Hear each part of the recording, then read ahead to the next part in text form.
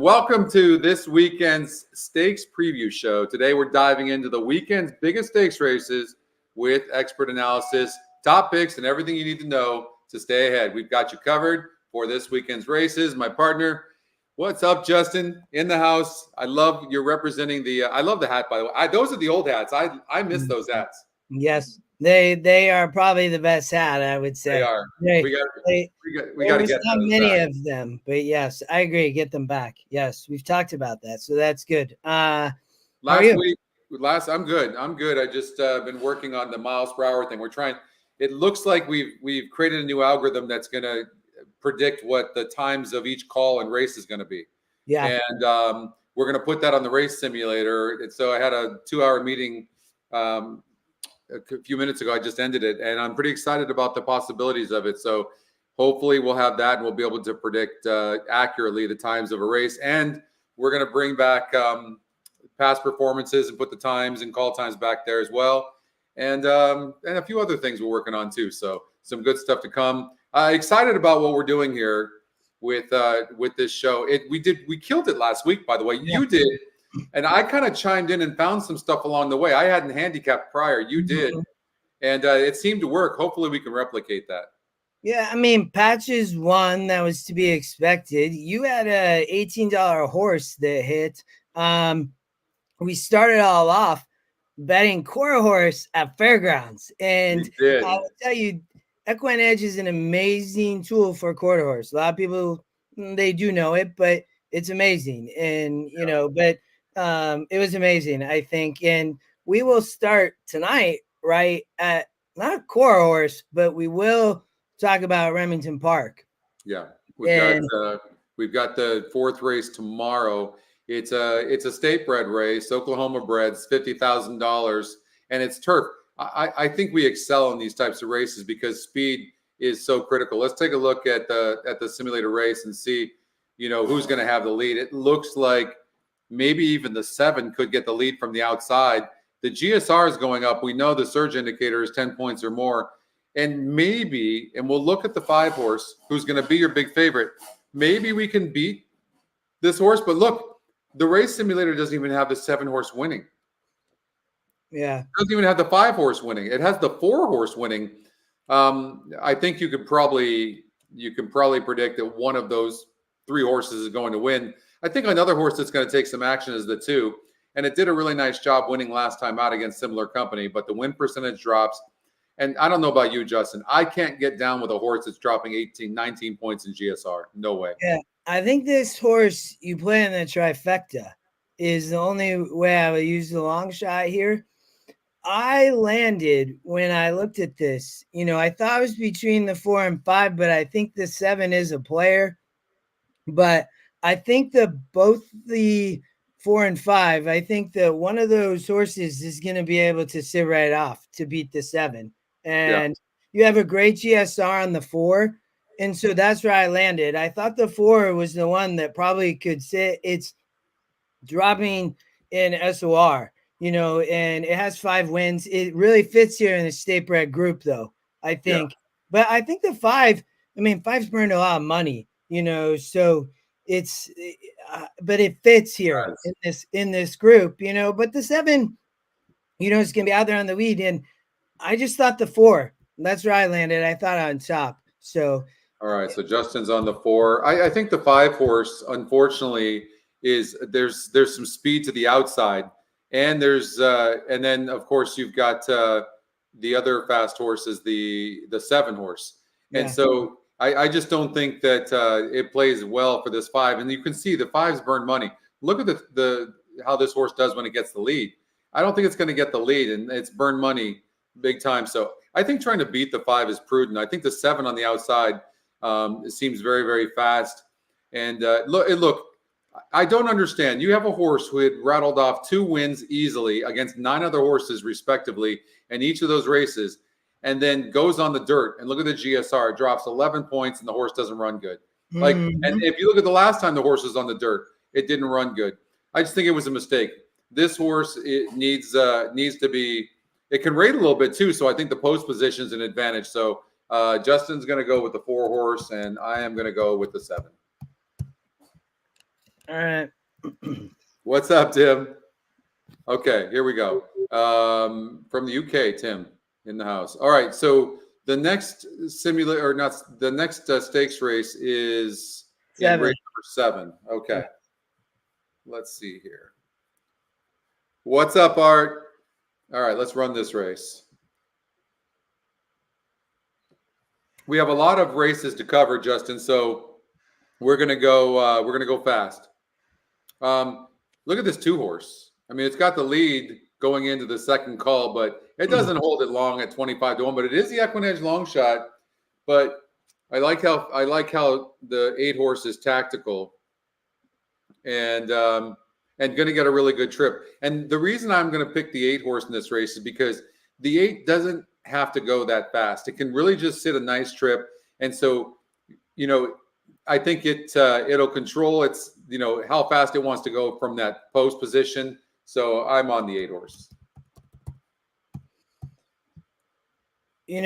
Scotty, the second pick is the 6, and a CW Charm. There's no speed from the 6 is the problem, but this horse has won 2 in a row, and it steps up and has one fairly easy. Quinones rides, and I think here they're going to come. He hits it 28%, and you get a big improvement. And this horse has won 2 in a row with him. And so, versus this group, I mean, again, we're talking, which I love, is like state-bred stakes. Like, we're covering all stakes on the show because I just love being able to see trainers, owners, what's going to happen, right? I mean, the 7 is probably going to be the favorite. I mean, and Stuart Elliott rides, I think, is right there on the race sim. So you have the 6, 7, and 8. The horse also, and then I'll get to my pick, the 3-horse, you have a big morning line angle, 3-1. A lot of times you can get morning line angles, and this is probably good maybe for Tim in the UK.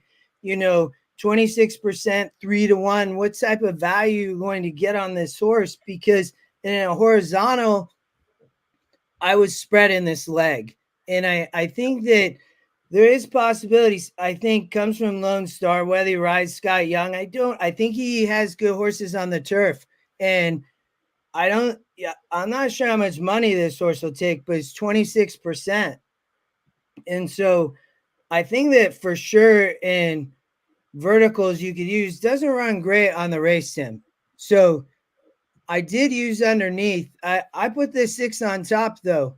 I think that this horse coming 7, or sorry, let me go back. Coming 7.5. I think that I think we'll get enough speed in front and the horse will come late, like on the turf. So I think they have to be closer, would be the hope, and that the horse can continually get close. But that, I think, just this isn't a great group, and the GSR is good. This is a tough race. If I was playing this, I would have to spread in a horizontal. I would use the 1, 3, 6, 7, 8 probably. Would be how I would spread, but I put the 6. It is interesting that the 3-horse is 3-1 on the morning line and 26% win. I'm going to predict that you're going to, when you have horses like the 7 in the race and the 8, you might get 5, 6, 7 to 1 on the 3-horse. So I do think, and if you throw out the last race, the horse went on the shelf after that. Something happened in that race. You can see the horse broke slow as well, and seems to be training forwardly. I think the 3-horse is one you have to watch, but I'm going to take the 8-3. The only reason I'm playing against your 6-horse, I just can't take a horse that's a 1 on the page. And then the other thing is that was a 50 SOR group, and the horse won by 1 3/4 lengths, but now it's moving up to a 60. It's moving up 10 points. It's one thing. I mean, maybe you can look at it positively and say, hey, look at the horse is improving. It's lightly raced, and that's possible. But it went from 42 to a 50. And now it's going from a 50 to a 60. This is where I'm gonna stop. And the 8-horse and the 8, they're gonna listen. They're gonna have to catch the 8. The 8's gonna be on the lead early. So, Yes. Yeah. all right, let's get to race number 9 at Remington. So these races are all tomorrow, and we've got 7.5 furlongs. So these are all turf races, which is awesome. And these are really fun races. And you can get some prices as well. Look at the 5 horse. It's a horse to watch. Mm. It's 4-1 the E-morning line, 28%, and it's the Equinedge long shot. You and I both know these are the types of horses that we single all the time because we know and we trust these things, and these things win a good percentage of the time. Is the 5 horse long gone in this race? It did burn money last time out, but it was pretty far back early. Mm-hmm. Yes. I don't know what happened. I mean, it was a 58. The win. I mean, it's sitting at the same win percent in those last 2 races. I mean, they was running allowance and now gets the Statebred stakes. So similar, it has burned some money. The horse that is not in the picks, I thought that the 1 horse has the potential to wire the field on the turf. I think this horse might get an easy lead on the front end. I mean, ran really well last out on the dirt, gets back to the turf. Look at the GSR increase. And this horse is going to wire the field, would be my perspective. This would be probably where I would single if I was to play. I think that the move back to the turf is great. I mean, it is, start 14. It's been running in Statebred. It did win 3 back, right? In a 58. So I thought this horse might be able to get an easy lead and would wire the field. You're talking about the 1 horse, correct? Yeah. Yeah. Okay. All right. 1. I'm sticking with the I didn't even put a play on there. I'm looking at the 5. I don't necessarily love the 5 again, but I also don't like GSR drops like this. A 10-point drop on this horse. Let's look at the jockey trainer combination real quickly. Look at the 1 horse. The 1 horse is moving up pretty big in GSR, and you're right. It's very fast. I think that the 8 could hurt the 1 possibly, maybe not, but the 8's pretty fast. But if the 8 doesn't go, like if you eliminate the 8 here, because I don't think it can win, then the 1's got a pretty easy lead. Well, the 8 needs the lead. It's coming from outside post. The 1's fast and gets back to the turf. And I think that I think that on the front end, he's going to get an easy lead. And I think will be hard to catch.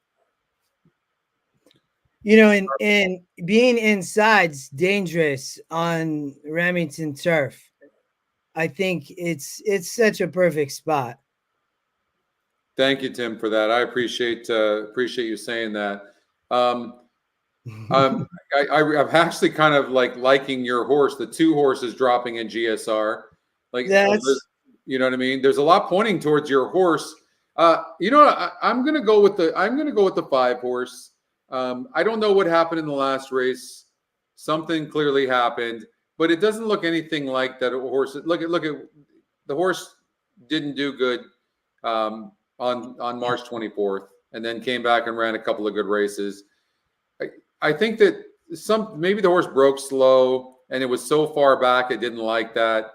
And I don't think the horse is going to be that far back anymore. In fact, I think the horse will be sitting in 3rd behind the 1 and the 8. And so for that reason, I'm going to take the 5.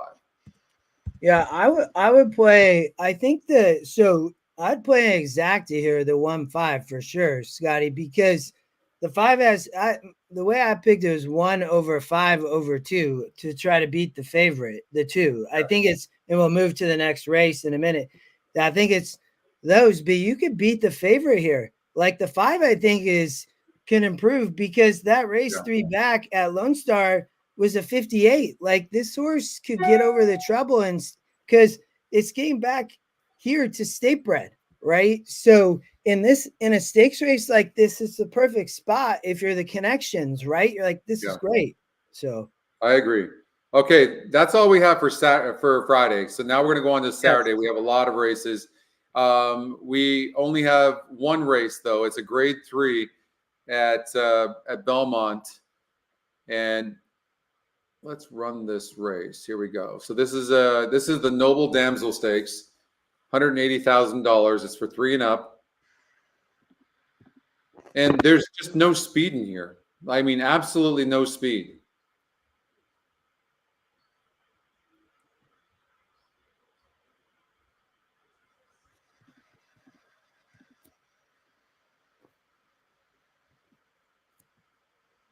Yeah, I would agree with you about Ocean Club. I mean, the horse is dropping in GSR, which I don't like. It broke 10th last time out in a Grade 2 over at Kentucky Downs. And Dettori, I don't know if Dettori is going to ride because Dettori was in the last race today over at here at Belmont and really? and fell off the horse. And they put him in the ambulance, so hopefully he's okay. I haven't heard. What's up, Brian? So Scotty, go back to the one, and you have the Equine Edge.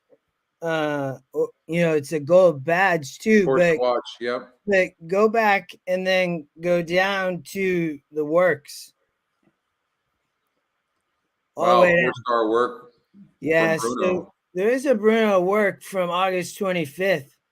And he says that it caught the eye, it did easy, basically the horse did it easy. So the horse is likely in form would be my perspective. And it's coming from Kentucky Downs. That Kentucky Downs stakes race showed up as an 80.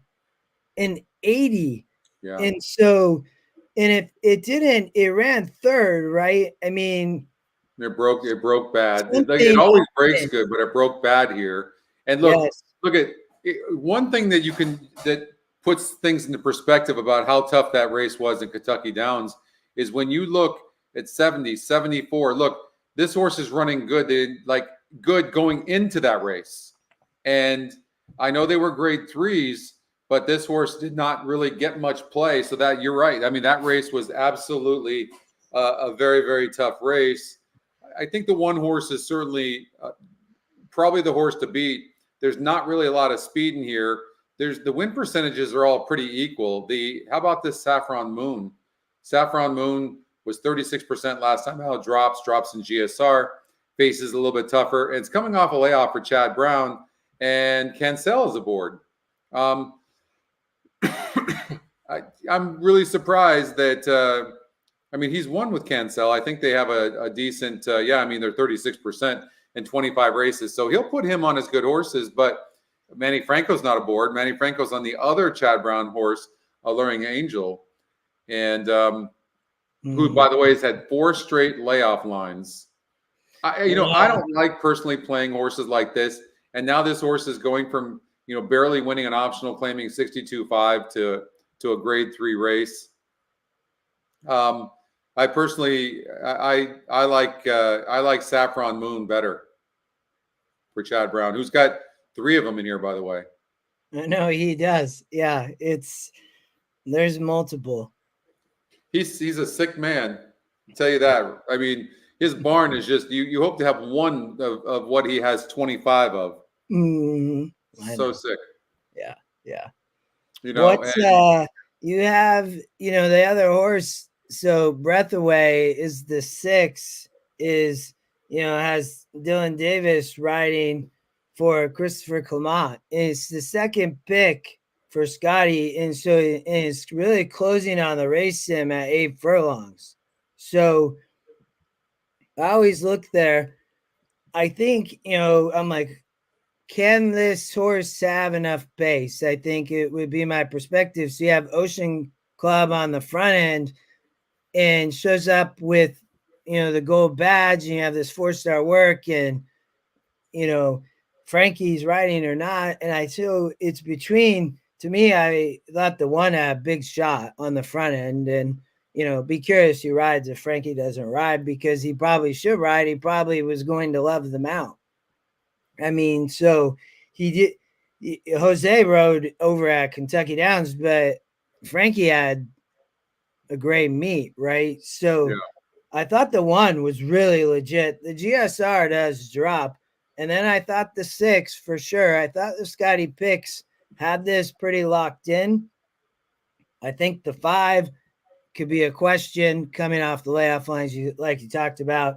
And then you have Saffron Moon. Like the long shots, the 2, comes from Woodbine. I didn't necessarily really love here. It's going to have to improve. It is coming for Grand Motion, second off the layoff. I mean, I think this horse just has to improve a lot. I mean, it is the long shot. I mean, but I usually like to see a little more class from the long shot would be my only kind of from an SOR perspective.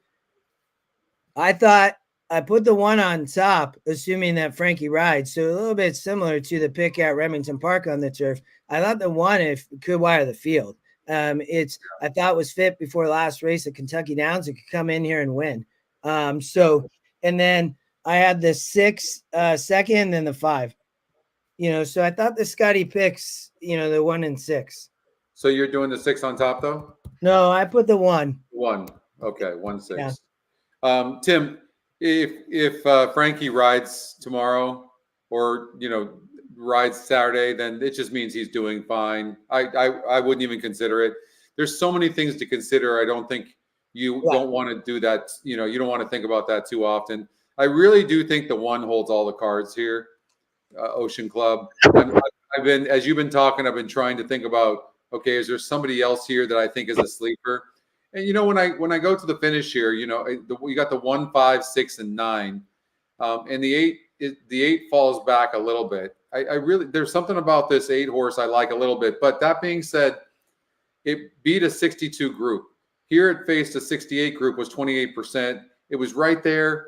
It was 36% in this grade 3 race. There was only 5 other horses, and it lost by 10 lengths against somebody. Like, it's a good horse.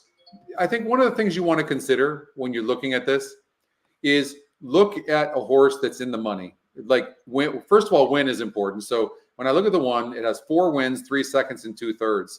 So to be in the money in 9 of 14 races, now I'm going to look and go, okay, where are the excuses, right? Does the horse have any excuses? Well, clearly something happened here, and the horse went on the shelf. Okay, so I can throw that out. So now I'm thinking, okay, let's just say 4 wins in 13 races. Where else is there bad performance? Okay, in the first start, the horse broke from the rail and broke 8th. Then look, 2nd, 3rd, 1st, 2nd, 1st, 2nd. Lost by 1 length in a 4th place finish. Here's another 4th place finish, lost by 1 length. I mean, the point is that you're looking for a horse that's a trier. This horse is clearly a trier. It seems to be a classical race. So I'm going to go with the 1 horse. All right. Okay, Justin, where are we going? I guess Churchill Downs race number 7? Yes, sir. Okay. Race number 7. Let's go. Let's run this race. I mean, how do you beat Batten Down? I mean, it's 2 to 5 on the EE morning line. It's top pace, top win, top SOR, top SR, lowest EE morning line, top EE pick. Look at this. Top pace number by far. GSR's a 99. SOR's a 79. I mean, wow. Like, look, I mean, 3rd call, and the horse is already 3 lengths in front and just widening. Yeah, no. I mean, okay. Can we just concede this race? Yeah. Yep. Okay. 3. I wouldn't even go really anywhere else here. It's just getting like very much easier. Look at the Travers. Did you see the Travers? Like 88. Yeah. The SOR was I've never seen an 88 SOR ever. That is very high. I feel like that's true.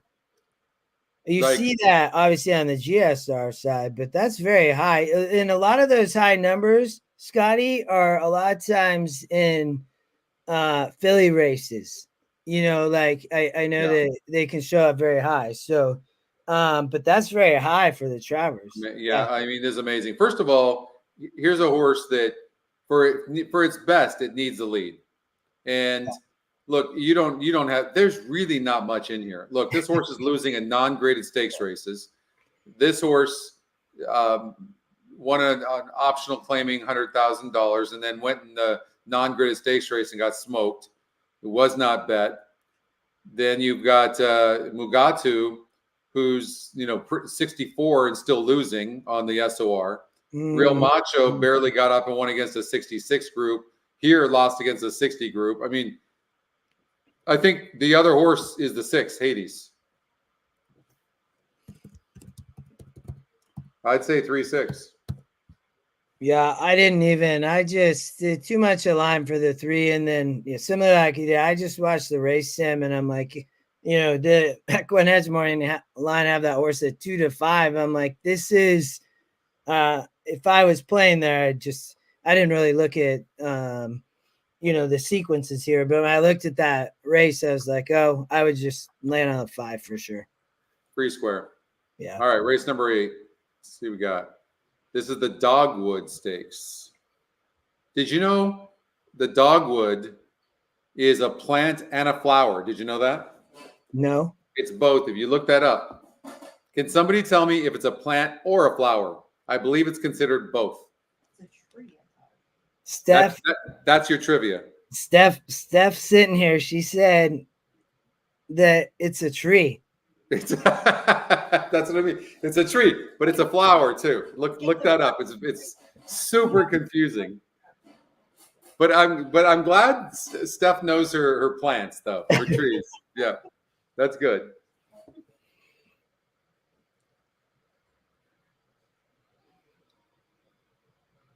Yeah, probably. Eventually, I'll get that hat out.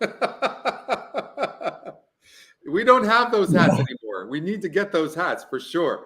We got to get Chris. We got to get those hats going. Where's Chris? He's in the background producing today. Okay. You did you handicap this race? I'm doing it with you. This one. Okay, so we're on the fly. Okay, so when for we're Churchill, on the fly, I'm probably looking to speed here, but you go ahead first, and we'll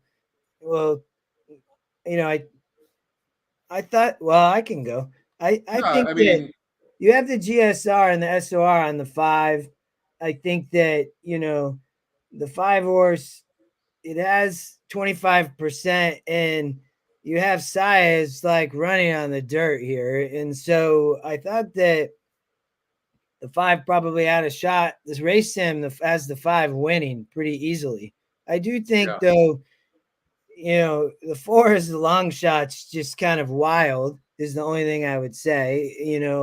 It's going to be like some crazy price for Brittany Russell and Corey Lannery. It did run well last in 70, but it's really has to improve and has not been running. I'm not sure why the horse showed up as a long shot at 8%, Scotty. And then, I looked at the 8 as well, because I think that horse is right there on the front end. And I think that's, it's Corrales, is Philip Bauer, and like you have a morning line angle there as well. The horse ran really well in a 70-72 and then ran last out in a 76 and goes off the shelf. But Bauer, he hits a 26% first race back. And this horse could be really prepped. I mean, we have Keeneland coming. Is the source going to Keeneland? I mean, the GSR is the 64. So I thought there, the GSR on the 5, though, I mean, it's coming out of, tough races. So obviously fits here, and then you have the 2, right? 1, 2 in a row, Conception Rise for Hartman. I mean, I thought that around that with the picks, I didn't really talk about the 9. I didn't really like the 9. I was looking 2, 5, 8, and I would use the 4 like if I was playing in horizontal bets for sure. I didn't really have a good preference on this race. I'd probably land on the 8 and Bauer to come in and like steal it, and you might get a good price. you know, it's I just didn't really. I do like the 5, but it didn't think it was a single. I guess, Scotty. Yeah. So Yeah. I'd say 8, 5, 4, 2 would be how I would look at it. So the first thing I do notice though is what a hell of a claim Chris Hartman did. Yeah. Of course, right? I mean, for $100,000, 3 back, and then wins 2 consecutive races, 125,000, 180,000. Yeah, hats off to him. That's amazing. Yes. One of my goals, Tim, is to go to the Masters for sure. In fact, I don't know the hole. It's been a while. I have it back in my office in California, but I have an incredible picture painting that I bought at an auction, and I got to find out what hole that is. I need to actually bring that thing here to Florida because it's just incredible, and it's a par 3. It's the famous par 3 hole over at the Masters, so at Augusta. So I'm not sure which one that is, but I haven't seen that painting in probably 5 years. I really need to get it. But anyways, I just took a detour there with Tim talking about the Dogwood and Augusta. So I look at this horse is going to be tough to beat. First of all, I broke 9th. I got to 7th place against a 78 group grade 2. When you look here, legitimate contenders that are running in graded races and doing well, you just don't see that here. I mean, this horse won an allowance, optional claiming, 3rd in a grade 3. It was a strong grade 3, to be fair, and then comes back and was 36%. Now, I know it says 76 SOR, but it was 36% to win, too. So when I look at it, I just see the drop. And when I look at this horse, I see it going up in win percentage. I have to go with, I have to believe that the 5 horse is going to find a way to win. Manana Gold.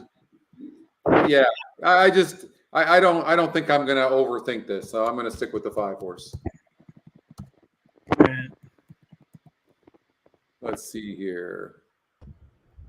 All right. Hey, Scotty, you're talking Masters, baby. When did you go? There you go. 2015, 2017. Who won? The one year I went, Jordan Spieth won. I followed Jordan, Tiger, and Crenshaw on their practice round. And I don't remember who won in 2017. Both were practice round days, which is great. If you get a chance to go those days, because you can take pictures. You can use a camera. You can't bring a cell phone in.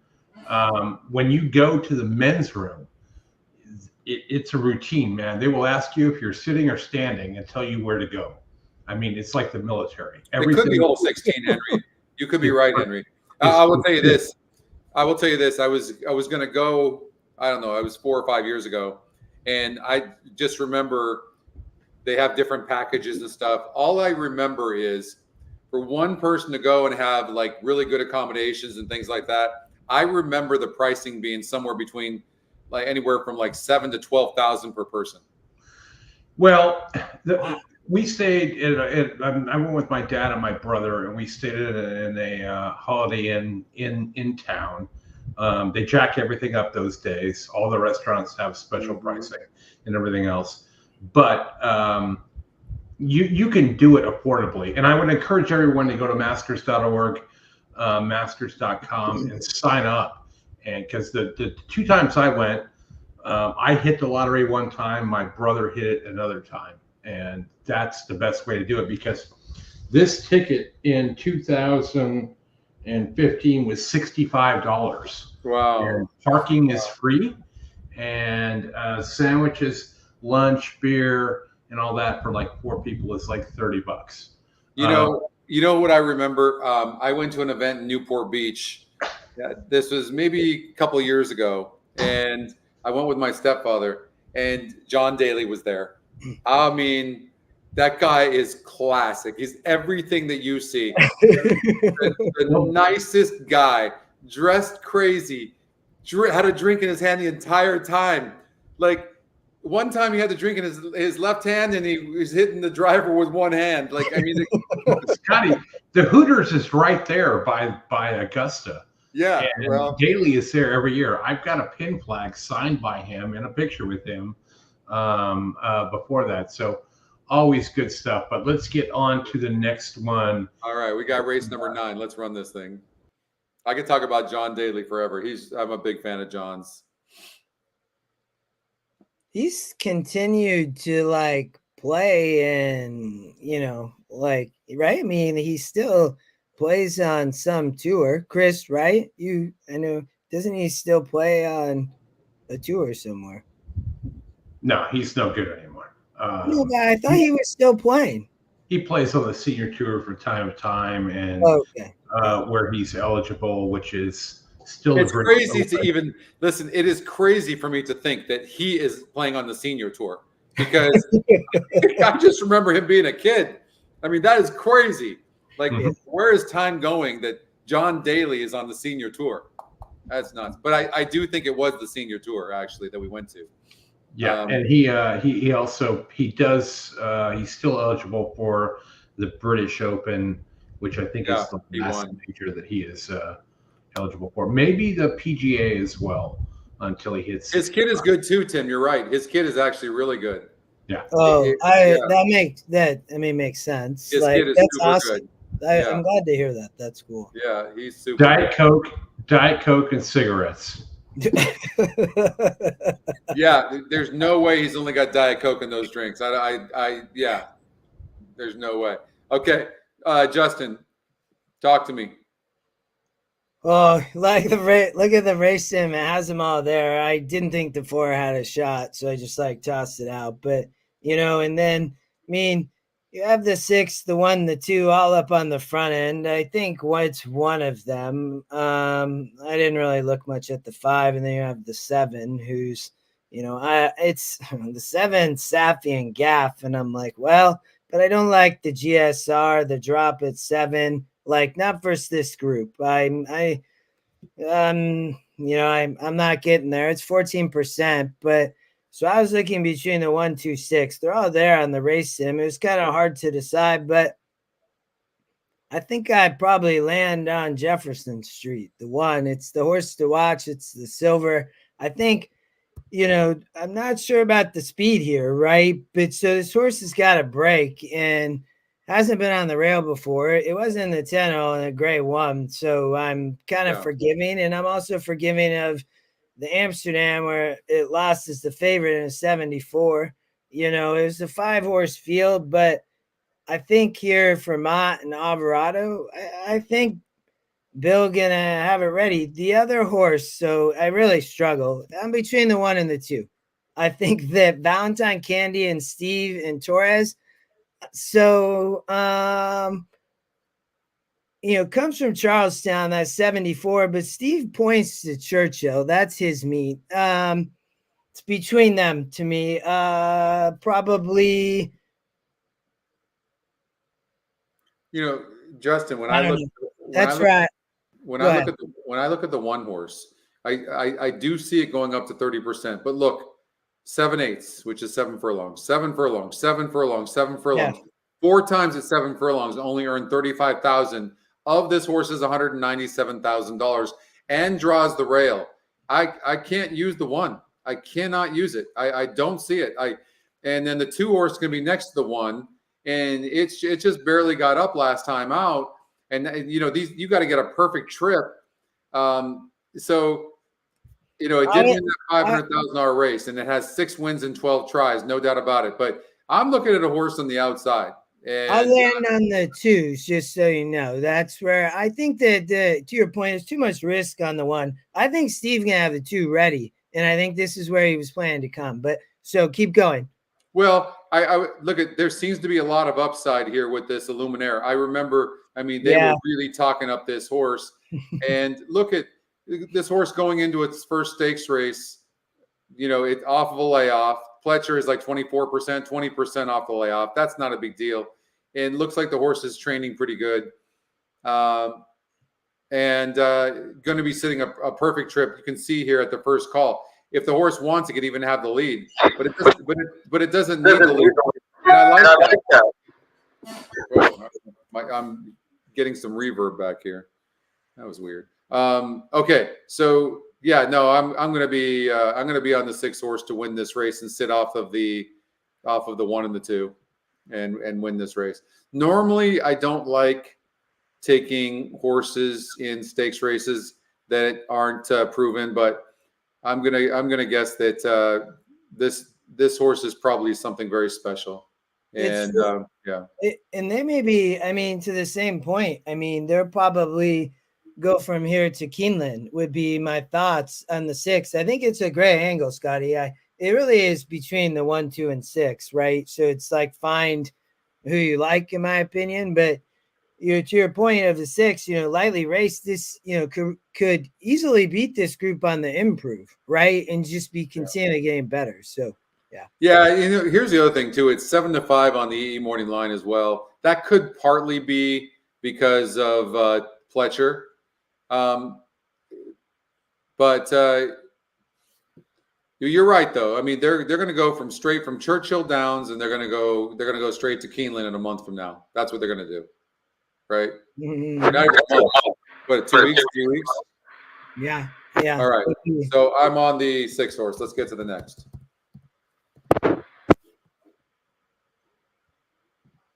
Oh man, this is a big one. I'm going to be handicapping it with you. Okay. All right, I'm going to get rid of this horse here. I'm going to get rid of this horse here. And I'm going to get rid of this horse here so we can see it on the screen. All right, let's go.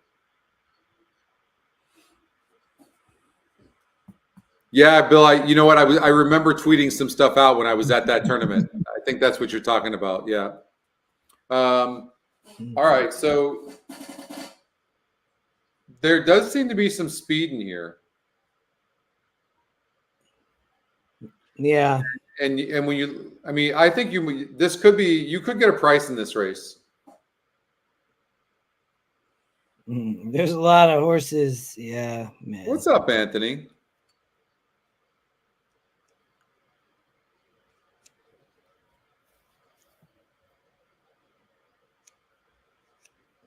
I have not seen Anthony or heard from Anthony in a long, long time. It's good to see Anthony on. What do you think, Justin? Oh my gosh. I mean, look at the top win percentage is only 18%. I mean, this is a grab bag.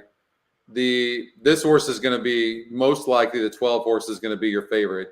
It lost footing for some reason going in that 10 furlong race. You probably have to just throw a line through that. And if you do, this is a strong contender. It likes to win. Man, it's Fletcher. We talked about him in that last stakes, right? So this one comes out of that same race. I mean, this one lost its footing and still beat this one, who seems to need to be forwardly placed, the 8 horse. But the 8 horse is the top equine edge pick. I know. Yeah. I mean, it's the system has the 8 just on the front end and has the horse wiring the field. That's why. That's what the sim race has happening with the 8. Yeah. So I like the fact that this horse has 4 races going 8.5 on the dirt and has earned $280,000.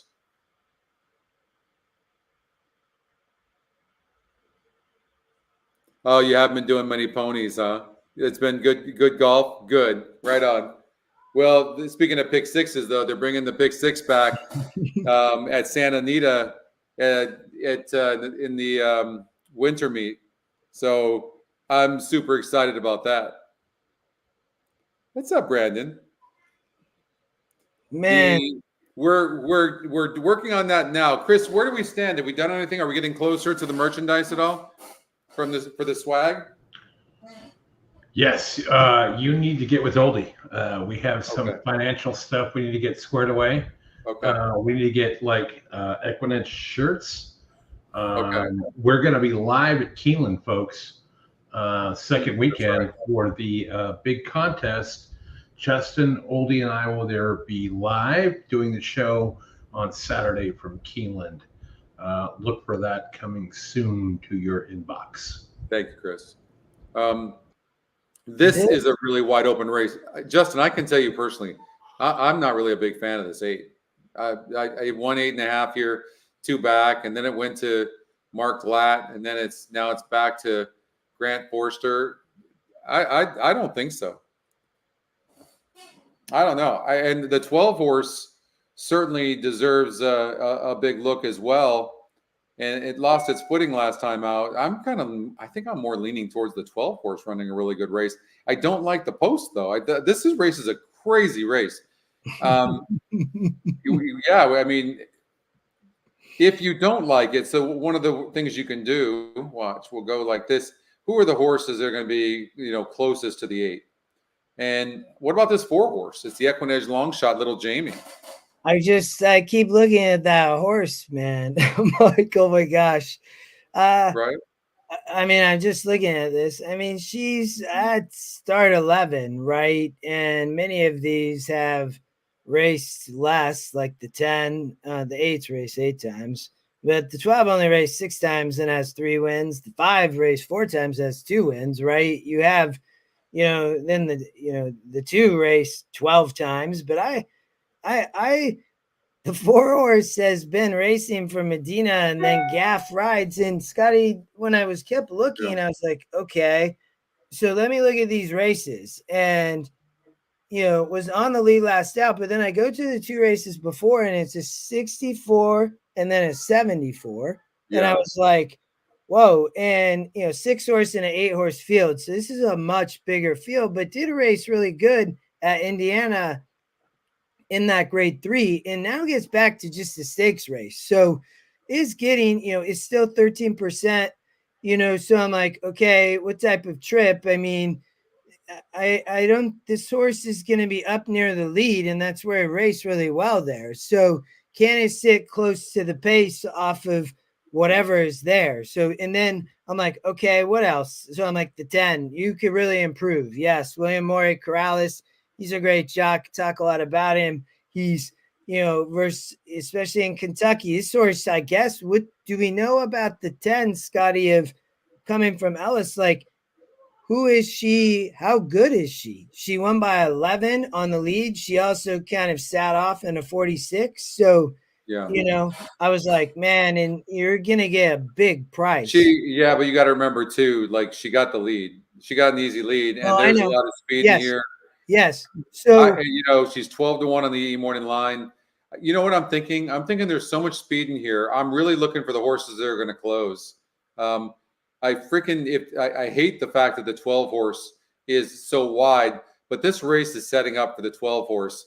It really is. The 12 is going to be a consideration. I want you to look at the 11 horse. The 11 horse is 6-1 EE morning line and figures to get a really good trip for Brad Cox. So the 11 horse is definitely live in here. So I think we have to look at the 11 and then look at the other closers here. You see the 5 and the 9 closing. The 5 and the 9 are closing. The 5, Scotty. So look at the 5 as works too. So that is, I guess, about Churchill, there are works too. I just, Source was been working at Keeneland. Then they ship over to Churchill to race in the stakes race. So, I mean, we can watch it here. So it's just.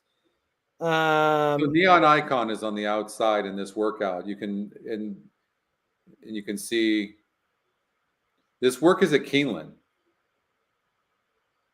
So they're preparing for Keeneland with this horse. Keeneland is such a beautiful track. You've never been there. But you can see, I mean, this is just an easy work. Look at, I mean, the exercise rider is not asking whatsoever. This is a nice horse. This is a very impressive work, actually. And the reason I say that is they went 47-3, and they're not moving. So that means they're just making up a ton of ground without even being asked.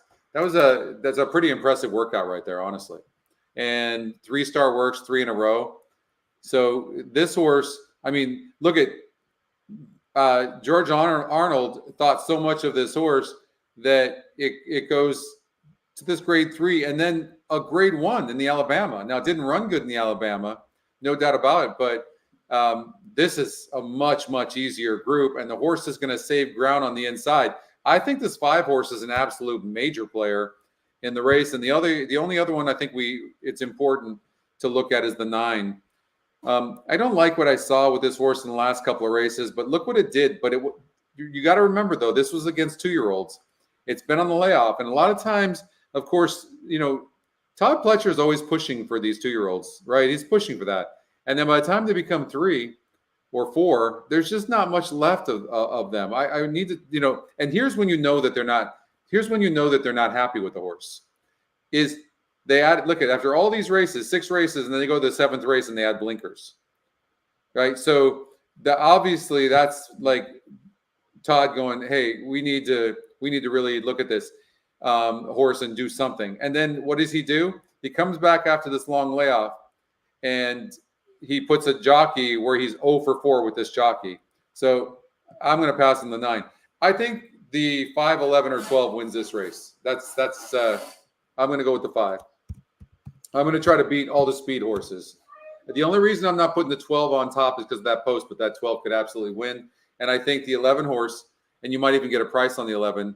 Look at the 5 horse. That was a nice workout we just saw. So I'm going to go with these 3. Who are you going to go with?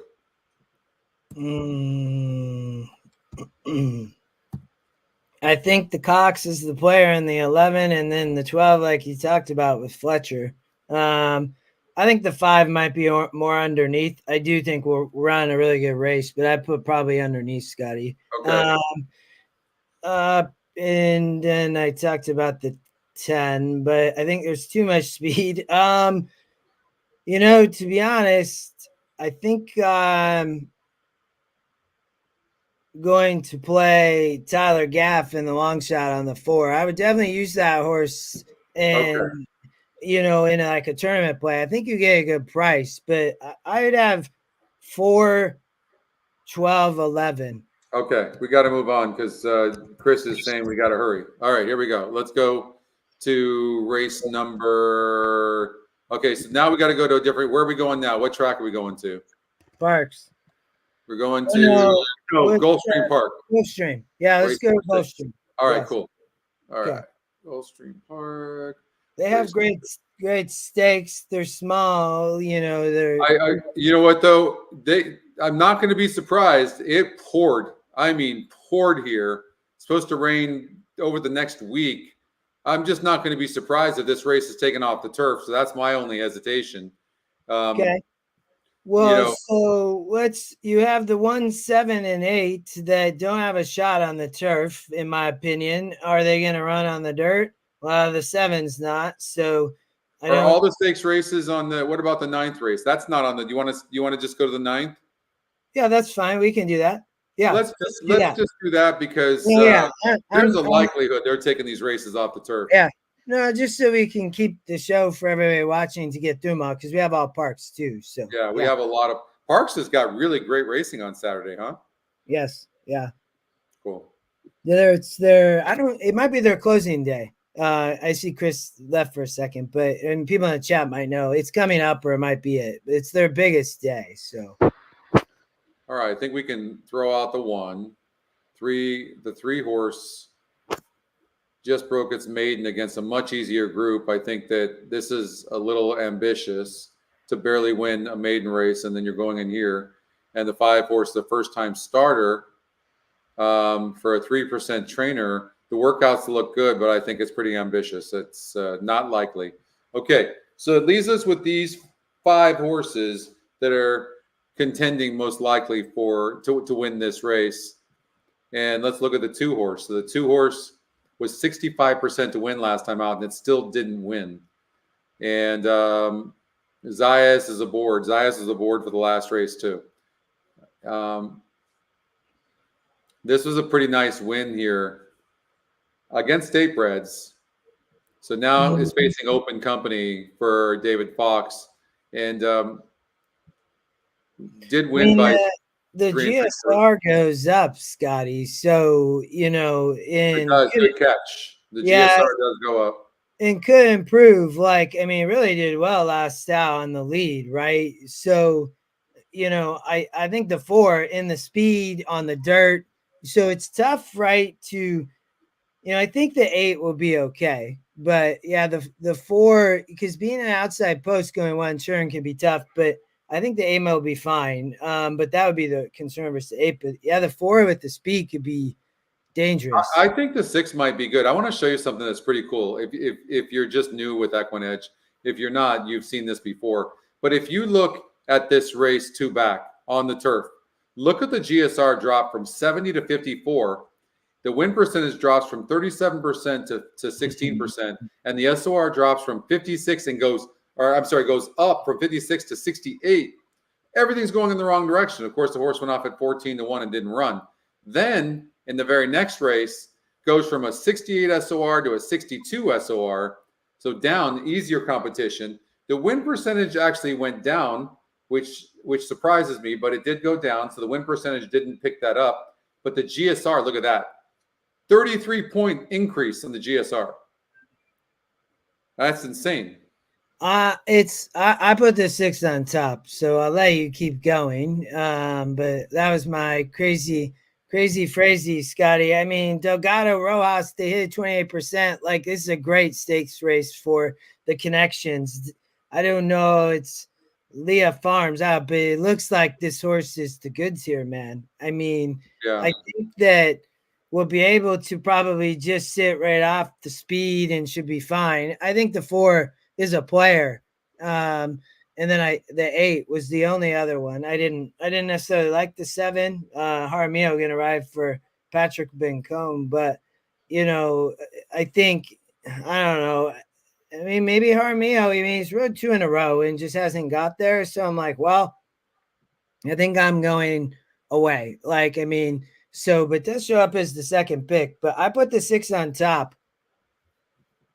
Okay, so you're on the 6, and I find this race to be very, very difficult. One of the things you can do, and by the way, we showed this in the coaching class. I had a really great coaching class today, and a bunch of good people, and just there were a lot of great examples of stuff. But one of the things that you'll do is you look here and you go, okay, barely won this race. Now is going from a 62 SOR to today a 68 SOR. The win percentage does go up a little bit, and the GSR is the same.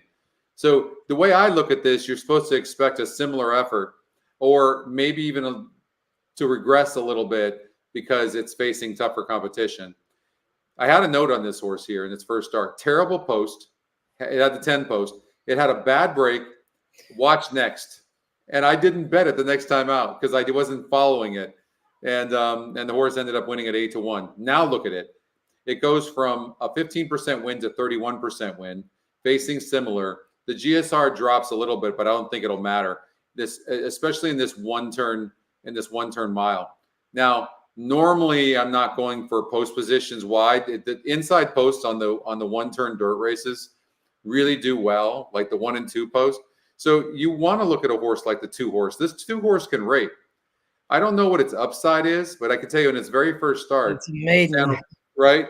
Look at it. It's still a maiden, but there are some positive signs here. It faced a 66 group in its first start, lost by 5 3/4 lengths. Then in a maiden race, it faced 10 other horses and lost by 1/2 a length. So this horse can run, and he's going to be sitting on the inside, which is advantageous. And the horse is tactical as well. I'm just saying, like, maybe you might want to watch a horse like that. But I'm going to go 8-2. What I'm going to do. I would go 6-8. 6-8. I was 6-8-4 with my top 3 picks. Okay, that is race number 9 at Gulfstream Park. Race number 10 is a grade 3. Yep. And it's dirt. Okay, cool. I'm going to get rid of these long shots here. Not likely. And let's run this thing. So we got 7 furlongs, grade 3, the Princess Rooney Invitational Stakes. And, one of the first things I look for when I handicap Gulfstream Park is to see where Jaramillo is. And the reason is, it kind of reminds me of Patrick Valenzuela. When you have a jockey that can get a horse out of a gate so well, like Jaramillo does, you always have to look to see where he's at.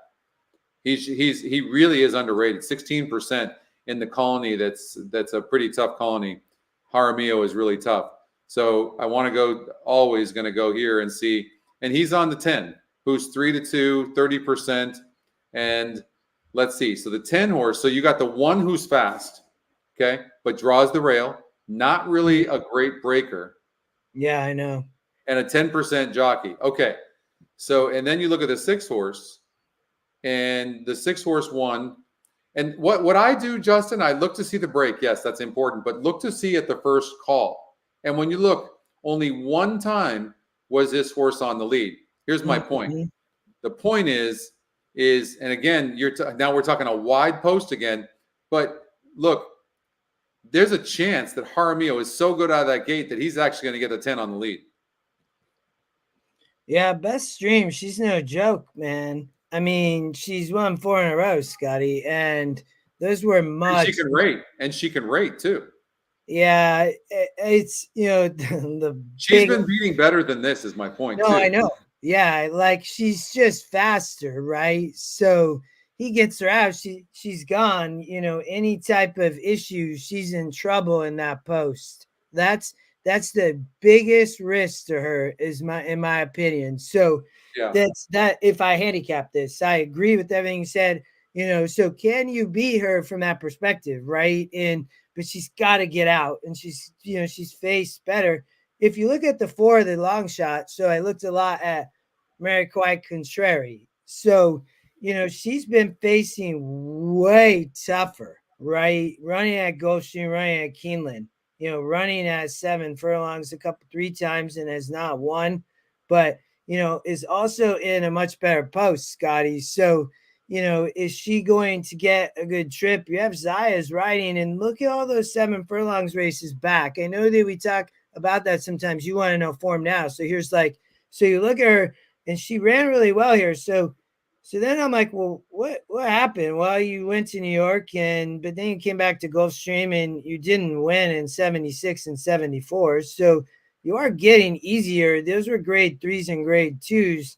You have 17 races and 7 wins. Like, she's no joke either, in my opinion. So I'm like, oh man. So I was looking between them as the top 2 picks. And so I put the 4 on top. I put Best Dream underneath. It's one of them. It's either Jaramillo going to be able to get it done. I don't think I could single her. I'm not sure I could do it. But I put the 4 on top. I think Zaya's is going to be able to sit. Great trip, close. She's getting back to Gulfstream. She's been there a couple times and hasn't won, but comes off the way off. I mean, I think it's between those 2 essentially, Scotty. So it's, Here, look at. Let's see. I think I have no, I don't have it. That's too bad. I thought I had the past performance video, but I don't. So what do you think though about the 5? Because so Scotty, I was trying to, the 5 is, the morning line is terrible. I'm like, okay. So this horse has no speed. And so it's been coming way tougher. So I didn't know really what to do with the 5 because, the morning line doesn't like this horse at all. It's Safi and Drayden Van Dyke. It's got 4 wins in 39 races. It's shortening up in distance.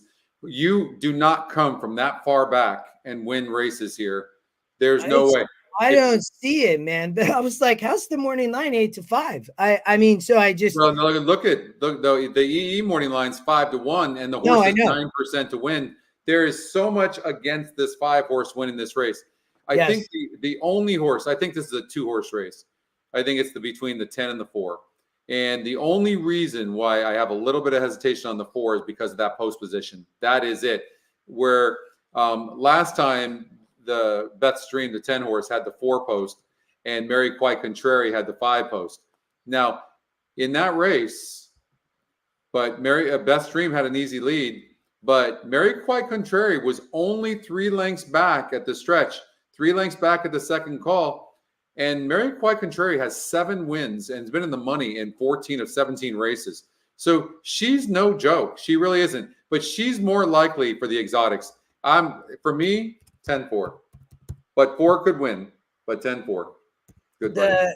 The Scotty, the only other horse was the 3 that I looked at, and it's the other Safian Edwin Gonzalez rides. It's 11%.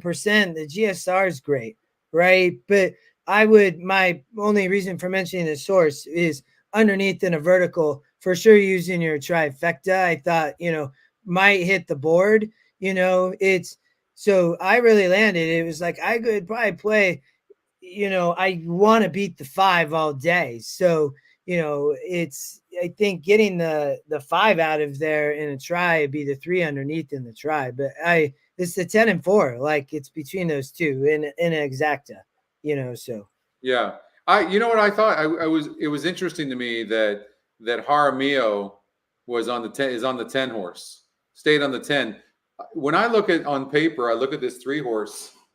I mean, there's no doubt this horse looks like a major competitor in the race. But Jaramillo stays on the 10. I don't know. But I agree with you. I don't think the 3 can be ignored. You're right. Yeah, I think so. That's what I was 4-10-3. 4-10-3. Okay. Makes sense. Okay, let's go to race number 11. No, oh yeah, we do have one more. You're right. Okay. Let's get rid of these. This one's on the turf. So do you want to skip it with the weather? Oh, that's right. You're right. Yep. Where are we going? Okay, so now we're going to go to where? Parx? Yep. All right. Parx race number 3. What a great card Parx has on Saturday. Good for them. Yeah. Okay. 11 stakes races on the turf, state bred. The alphabet soup handicap. Get this to come up. Oh, did it? Oh, it froze on me. To refresh, maybe. New incognito. Let's see if I can do this. I think I can do this. Bear with me 1 second.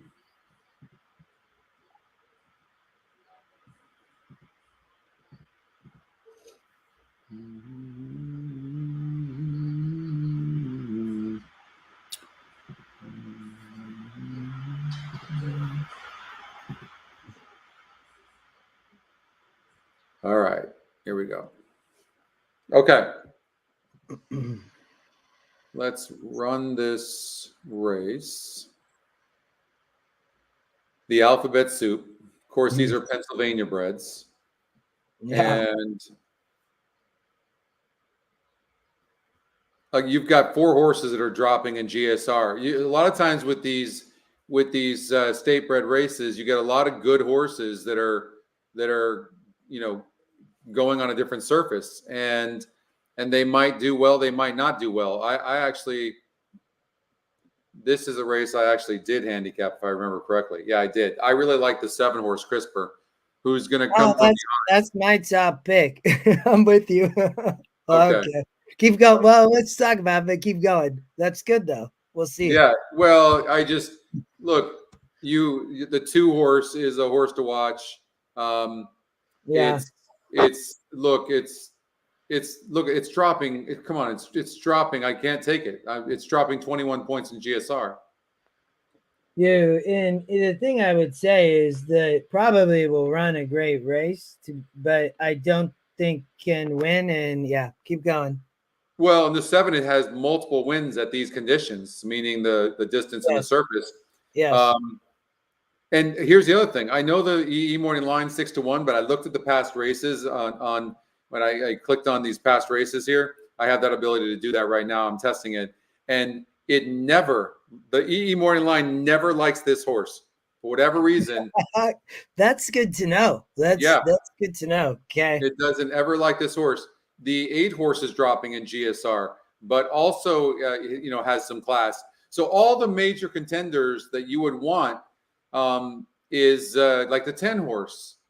The 11 horse is going to duel from I the like. outside. I do like the 11 though. So let me talk fierce and strong. I mean, yes, maybe, but this horse. So also, I don't know what's going to happen if with they may be. I think we're going to be on the turf, so that's a good thing. So I'm like, okay, well, what's going to happen with the 1 and 2, and then the posts on this horse I don't worry as much about, depending on if there's scratches, but this horse wants turf, Scotty, and has been on the synthetic at that must be Prescal. I think so. So, and they have racing on Friday, but we're not covering that, but was on the lead and won. So I watch the 11, just depending on if the 1 and 2 enter the race. There's these horses that are in here, and I don't know if they're all going to stay, would be one thing I would say about the 11, and run well on the lead. So, but there's a lot of speed, but that's why I landed on the 7, Scotty, same pick, because I think there's a lot of pace here. I think, and so I land on the 7 and at the 11, it would be my second pick is how I looked at it. So I looked at this as a negative that the EE morning line's 8-1. I thought, look, this horse just looks too good. It's always the favorite. And we've got this horse at 8-1. I think it's a negative. The horse needs the lead, or needs to be near the lead, and it's wide. There's a lot of speed in here. The 2, the 1, the 5, Capo is fast. This race absolutely sets up for the 7 horse Crisper. I'm with you. But if there's scratches on the 1 or 2, the 11 can be dangerous on trying to go the whole way. So I don't, are the 1 and 2 gonna, if this race stays on the turf, are they gonna stay here? The 1 has been on the dirt, Scotty. Like, this horse not here this horse is entered. So here's my perspective, I guess. This is where I think this horse scratches. I think the 2 scratches. I don't even think it can be in the race. For Ness, I think this horse is scratching because it's going to stay on the turf. The 1, it's going to scratch. So then who's on the front end? It's the 11. So that's my perspective. If the scratches happen on the 1 and or the 2, the 11 might wire this field. If it doesn't, and they have all the speed, yes, the 7's winning. That's it. Yeah, first of all, the 2 horse would be a main track only if that was the case. They put this 2 horse in here. They knew this was turf, and they like this horse. But look at the 3 times this horse has been on turf. It's been terrible. I don't think they're scratching this horse. I think they would have made this horse a main track only.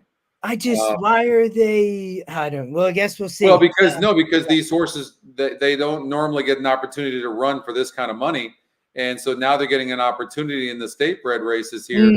And they think it's an easier spot, and they don't have the GSRs. So I mean, they probably know that dirt is preferred, but they're like, hey, let's take a shot, because you're taking a shot because of the purse you're going to be running for. That's why you're taking that chance. Yeah. So I don't the 2 is going to most likely be the favorite in the race. And yeah, it's crazy. Yeah, but I'm with you. We keep going. The 7 winning. Let's go to the next. Yeah, that's what I think. I think the 7 wins the race. Okay, race number 4. These are 2-year-olds. All right. I did handicap this race as well. I think the 5 horse, it's a horse to watch. It's, in fact, it's, I've got the... We just agreed in 2 races in a row. All right. Yeah, I mean, listen, anybody could agree on this one, unfortunately. So there's not going to be any money in it. It just is what it is. If depending on what you're playing, you might have a free square here, and maybe the 7 is possibly a free square in race number 3. And I think in this race you have a free square in the 4 horse. I don't know about you, but I don't know how you're going to beat this 4 unless it breaks slow. Look at this. 3 in a row. 3 in a row. Well, we could. I'm happy to talk about these with you too, but I agree with you on all 3 of these. I'm on the same horse, so yep. Yeah, I mean, I think. Yeah, like I said, they look at this. I think that in Scotty, well, it's my only comment. It's just these are state bred. I mean, I'd be happy as the connections. I'm like, you're gonna get your stakes race, you're gonna win in 2-year-old. Like, if that's my perspective, I think the system just has this nailed with these horses. Like I I will think say this, by the way, you might be able to get 8 to 10 to 1 on this 5-horse. If you look at Jamie Ness, 15% with first-time starters, with second-time starters, 22%. And the fact that he thinks this horse belongs here, he must think this horse has some sort of talent. And I didn't think any of the other horses actually looked all that great. Like, here's an example of a horse that the odds maker made 8 to 1. We have the horse at 20 to 1. So a horse like the 5-horse could get up. So you could get an exacta 4 or 5 cold. And the 1 would be my perspective. You want to talk about here with the 1. Yeah, you're right. I saw that. It's 4 over 1.5 exacta and play the try. And that's my because Demasi is only 6% with first time starters, and it's only 9% to win. So it's not likely that the 1 horse is going to win. But that being said, look at this is 18 of 223 from the gate. So clearly the horse has some sort of talent and speed. Yep. A bullet here, 3 of 27 here. This horse can clearly run. Jockey trainer combination is 20%.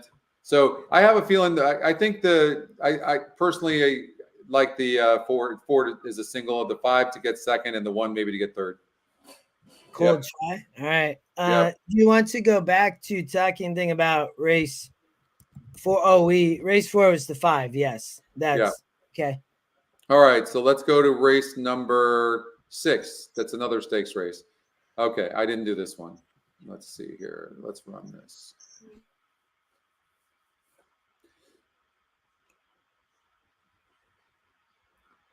You don't want to just necessarily eliminate horses like the 7. I don't believe it can win, but sometimes these long shots can be there just to affect another horse that needs the lead, like the 3 possibly. And we're going to look at the 3 style because the 7 horse, I'm going to almost guarantee you, needs the lead. I mean, it looks like the 3 and the 7 are stopping. Yeah, so let's take a look at them. 7 clearly needs the lead, facing tougher, not likely. This one here clearly needs the lead for its best, and it's got the 7 on the outside of it. You would have to give it Justin, you would have to give this horse a little bit of a look if it was able to clear, for sure. But I think the race simulators got this horse losing pretty badly. I would imagine the winner probably is going to be right with one of these 4 horses, 1, 2, 5, 6. Would you agree? Yes. All right. Like I don't see the 8. It doesn't look likely. Look, it broke perfect here and ended up winning this race. It was a 58. It's just not likely going up to a 64 group. It's 15 to 1 EE morning line. It does like to win. I just think, they're taking their shot. But Justin, that being said, now it was 7 furlongs. This horse faced a 68 group and got second in that race. So, I mean, look at second here as well. Like, it seems to be able to throw these races in once in a while. And I certainly like a horse. Look at this horse, 15, 16 races in 28 been in the money. But the race simulators got this horse losing by so much, and it's pretty spread out with these horses. I'd imagine, honestly, it's one of these favorites. It's got to be the 2, 5, or 6. Okay, let's look at these individually. So we look at the 2. Throw out that race on the synthetic. Look at the GSR it dropped. And it still ran a good race. It tells me the horse is in pretty good form. And then look, was 38%, 28%, and 23. But it finds itself in a little bit tougher race because it's only 15% here.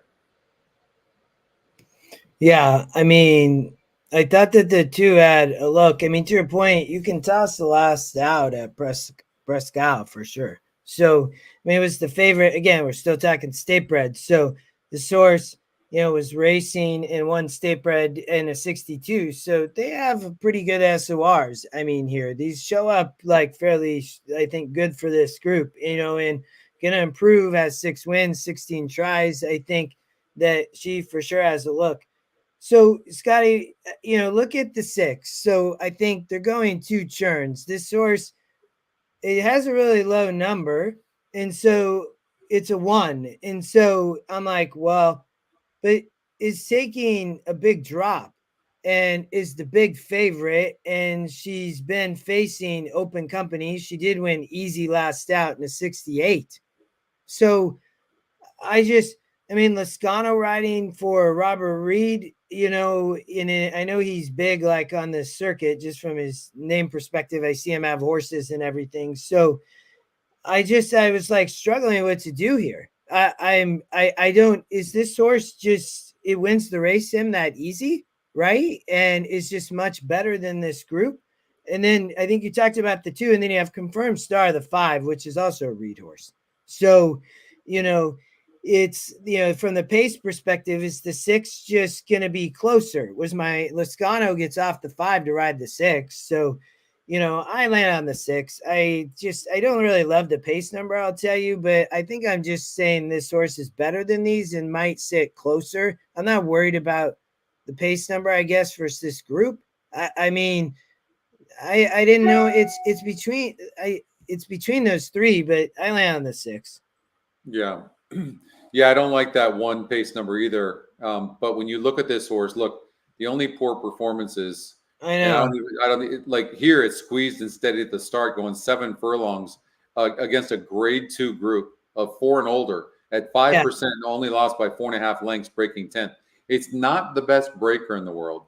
Here in this grade 2, it broke last and it lost by 7.5 lengths, but that was grade 2 as well. This is a much easier group. It beat a much, first of all, it was a 68 SOR group. It just won by 11 3/4 lengths.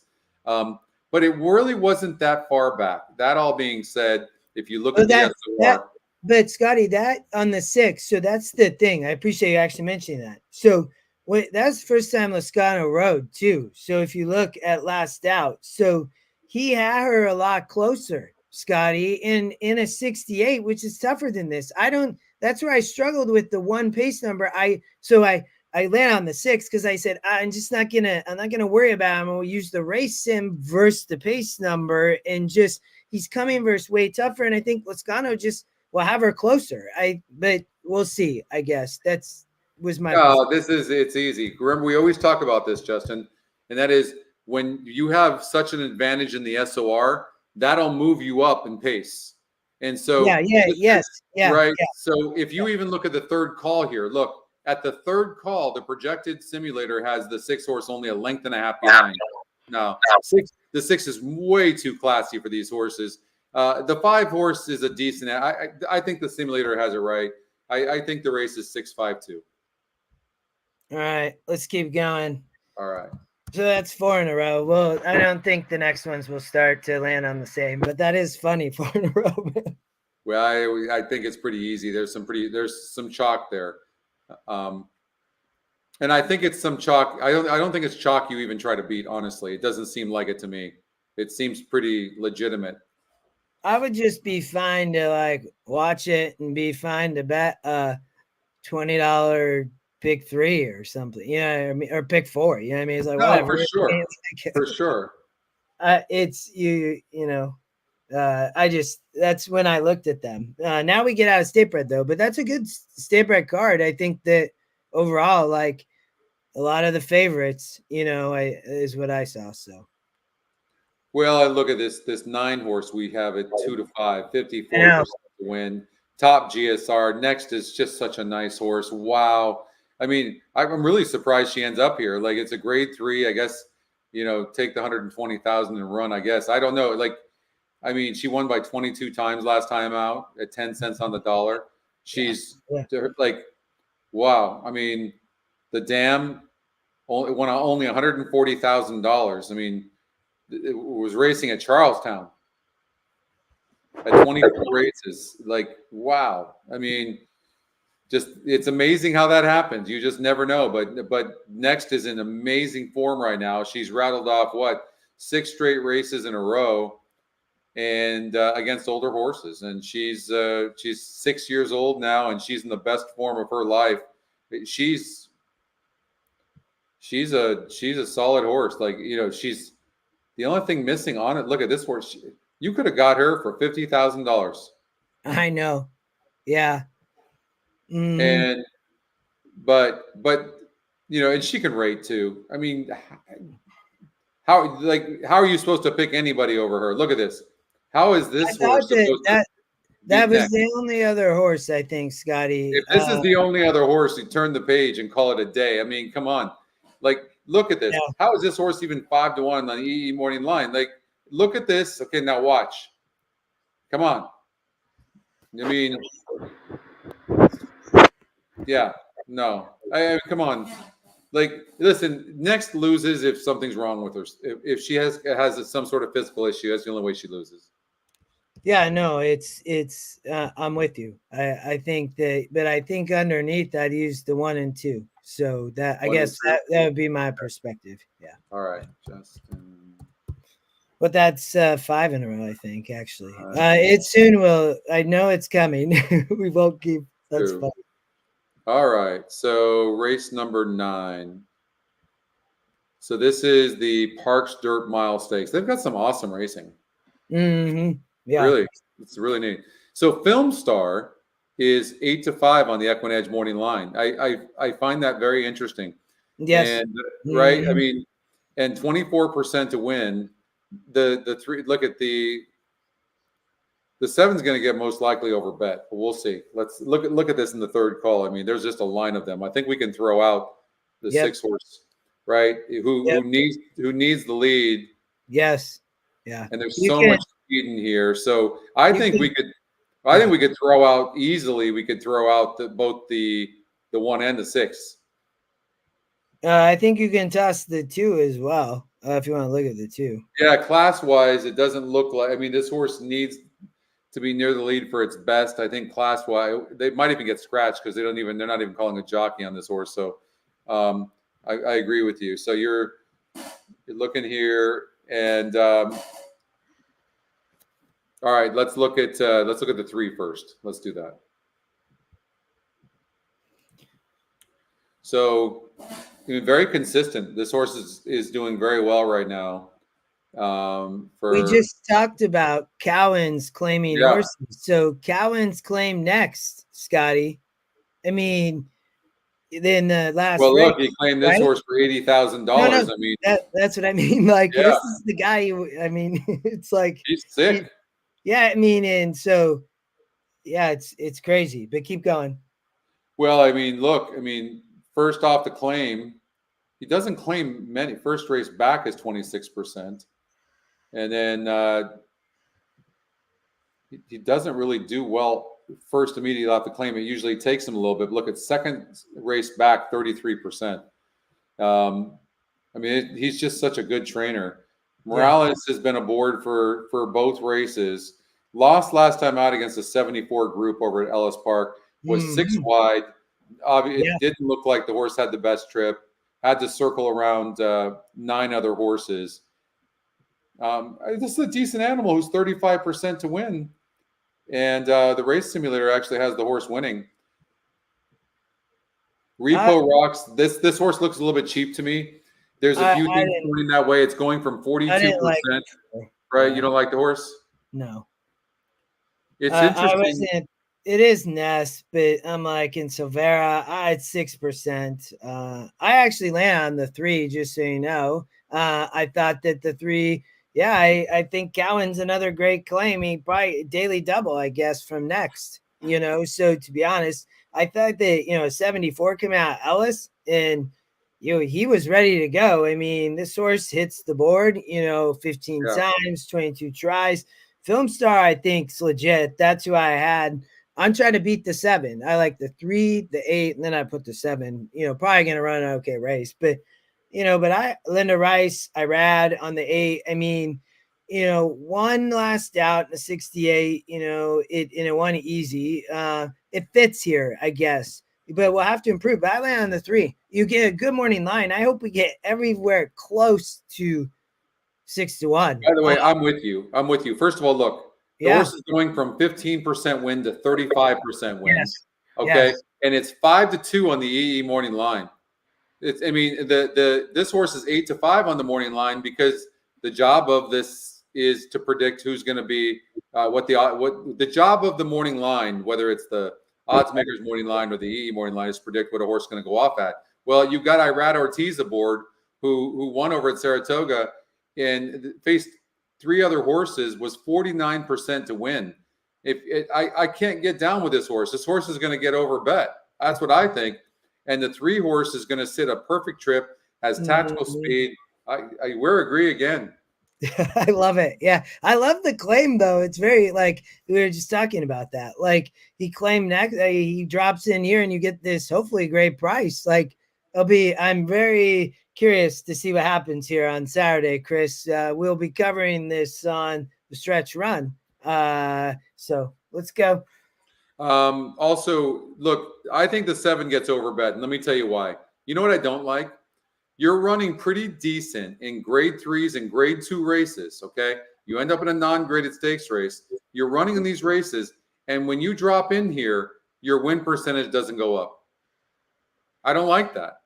Yeah, I don't like that. Like, I know the horse can win. Look at 12 wins in 23 races, but I can't get down with this horse. I got to try to beat it. I think the 3 horse is a major player.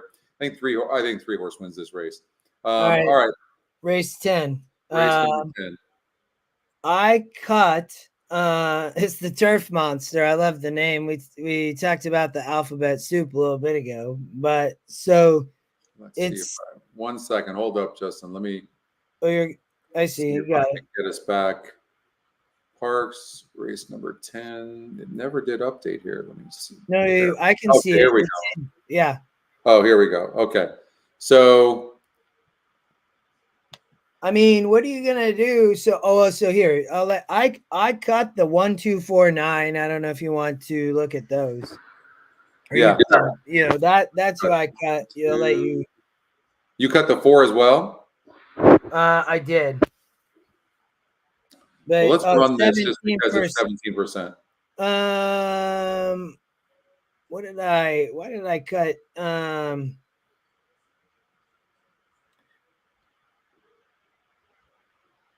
I don't know. Maybe I didn't mean to. I mean, the source is it's 17. I don't think I meant to cut the 4. Look, I cut the 1, 2, 9. So I don't think the 4 wins the race, but 1, 2, 9, yes, yeah. Yeah, Alex, sorry, we have so much to cover, and it's just too much to go to a race today. That's for the stretch run show on Saturday, and this 3 horse Super Quest is very, very fast. There's a lot of speed in here, Justin. Look, this horse is fast, needs to be near the lead. It's got 7 wins, but this race, again, they're taking a shot here, but it's not likely. A 9% trainer. Then you have this horse who needs to be forwardly placed, the 5. That's not likely as well. So if I'm taking a front runner, if I'm taking one front runner in this race, it's only going to be the 3 and the 3. I can understand why you threw out the 4. It needs the lead, and it's not classy enough. Yeah. I'm throwing out the 4 and the 5 as well. Then so what do you hold on before you cut the 5? Okay. Because go back to the 5 and let's talk about Talented Man. So it's Michael Moore. I don't know him much as a trainer, and this Andy Hernandez is riding, and I'm like, okay, you have an 82 GSR, and I'm like, so it's 5%, Scotty. So I'm like, what's going on here? So yeah. On the races, 5 furlongs on the turf. Look at this guy. Look at this horse running on 5 furlongs on the Parx turf, man. And he won at Pimlico too, running 5. But all those dirt races, like, just stay on the turf, please. Well, I know, but Justin, like, look, first of all, he was 34%, 21. This is the lowest win percentage he's been. Now GSR does go up. But 3 back, he faced a 66 group, but he was 21% in that race. In this race, he's 5%. So okay. He's 5%. And look how close he was to the pace. Like this race is lightning. It just doesn't. Again, this is why pace makes the race. Yeah. I just personally don't think that this race plays out for him. Hey, Mike, I haven't heard about Dettori. I wonder online if we can find out, but I haven't heard yet. Then thank you as well, Mike. So I think we also need to look at Allegan. So All right, that let's look at the the sixth second horse. pick. Yeah. So I think that it's the second pick. It's 12%. The GSR is great. It won last out in the 68. Rodriguez rides. So that's where I was looking, Scotty. I thought, hasn't won in a long time, has 5 wins and 17 tries. I mean, going 5 on the turf. So, I thought it was another pick. I mean, Super Quest's going to be tough on the front end. And like that, I can see to your point, like that's why I cut the 4. So, but I was looking between those 3,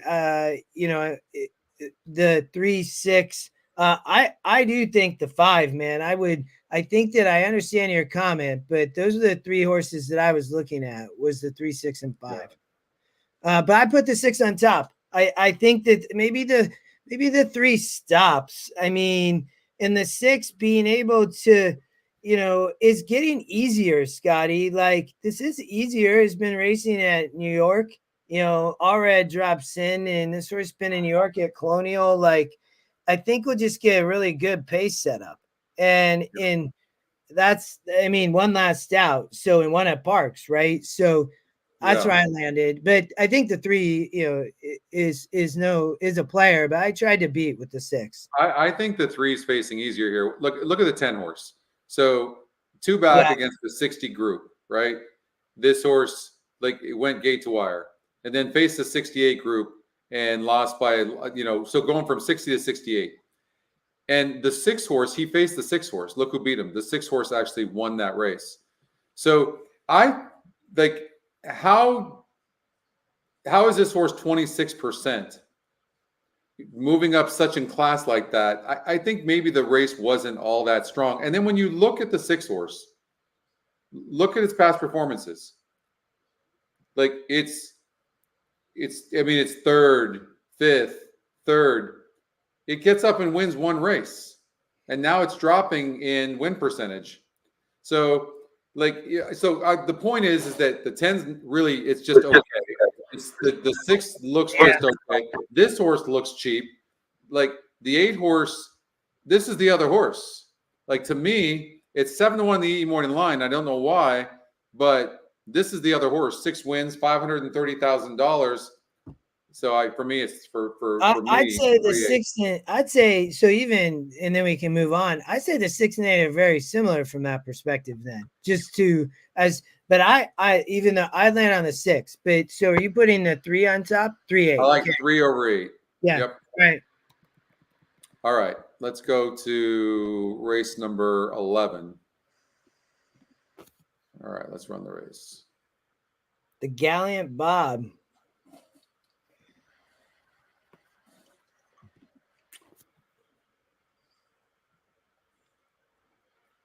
The 3 horses, 34% being top pace, top win, top SORE, second pick. They win 34% of the time. In the money 70% of the time. I think 3 is a major player. It is. Yep. Right. But the 1 is 6 to 5 on the E morning line, but it is dropping in GSR. I want to show you, though, that this doesn't matter.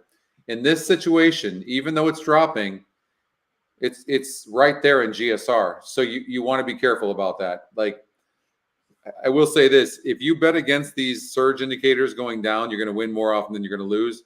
But in this situation here, the 1 still got a lot going for it. But, I mean, it is dropping from an 82 GSR, Justin, down 13 points to 69. And it's going to be bet down to probably 6 to 5. And it still has a 79% chance of losing.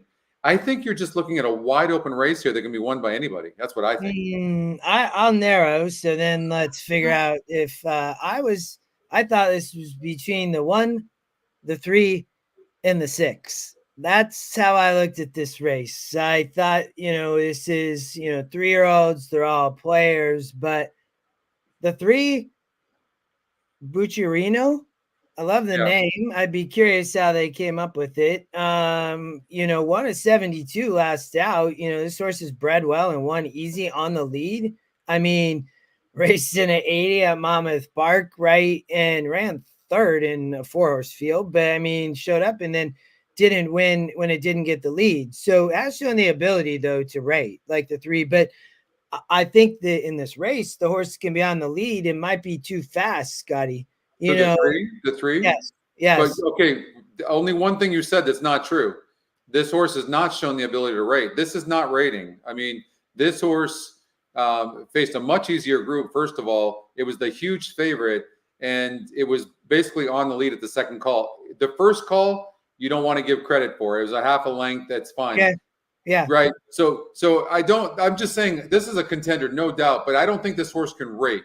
I don't. But I don't. mean, But here's my but I think this horse wins on the lead. So I appreciate you saying that. I think that the 3 can win on the lead. And then Safi Joseph has, again, the only other horse I think that I would talk about, you already talked about the 1, is the 6, and is only 4%, but it's Flavian Pratt and Safi. And I'm like, okay, what's going on with these? I'm like, his horse is going to be, 8-1, 6-1. I don't know, didn't run last out at Parx at 6.5, Scotty, in 72, just ran okay, stepped slow. I guess I forgive. And, is gonna now, get back. I mean, won a maiden, won an allowance, and like, man, is this horse really gonna improve this fast versus this group? Like, was how I looked at it. So, but ultimately my pick, I put the 3 on top. I think this horse wiring the field is I think what's happening. So, okay. Okay. So to play devil's advocate, the 1 horse needs the lead, and it's got quality. And Irad was aboard last time out, and he went to the lead. He's going to do the same thing here, because if he doesn't get the lead, there's a high likelihood that he won't win the race, because he knows he's going to get into trouble, and he's going to have to try to find the trip from that rail, and that won't be easy because there is a lot of speed. And when you look at the pace number, it's all pretty equal. Look at that. I mean, so the 1 is going to send. So now you're looking at the 1 and 3 dueling. And so, I'm going to count on the 1 and 3 dueling, and then take,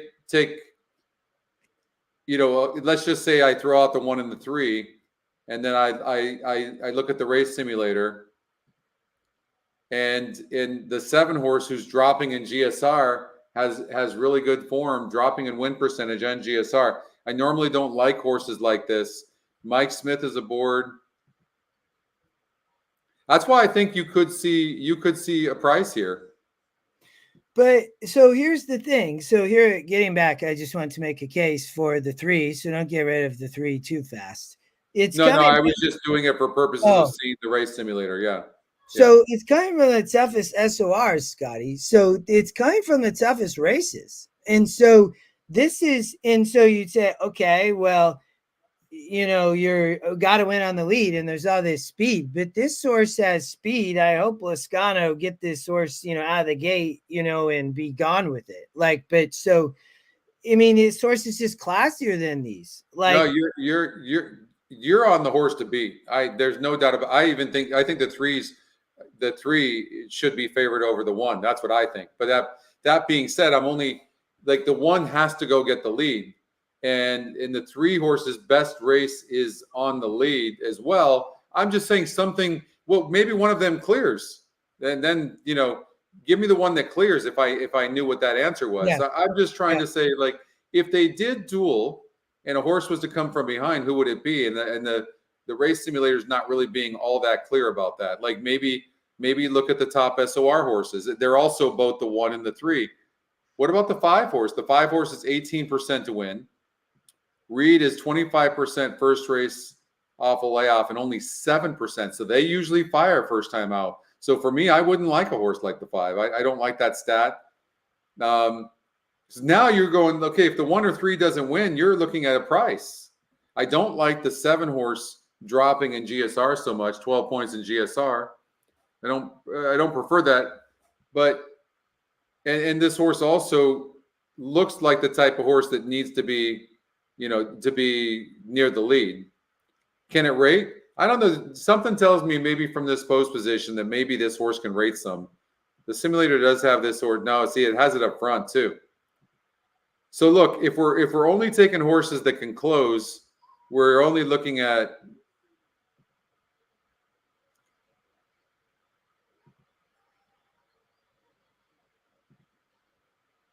could this horse get it done? Yeah, no, I that's what I'm saying, man.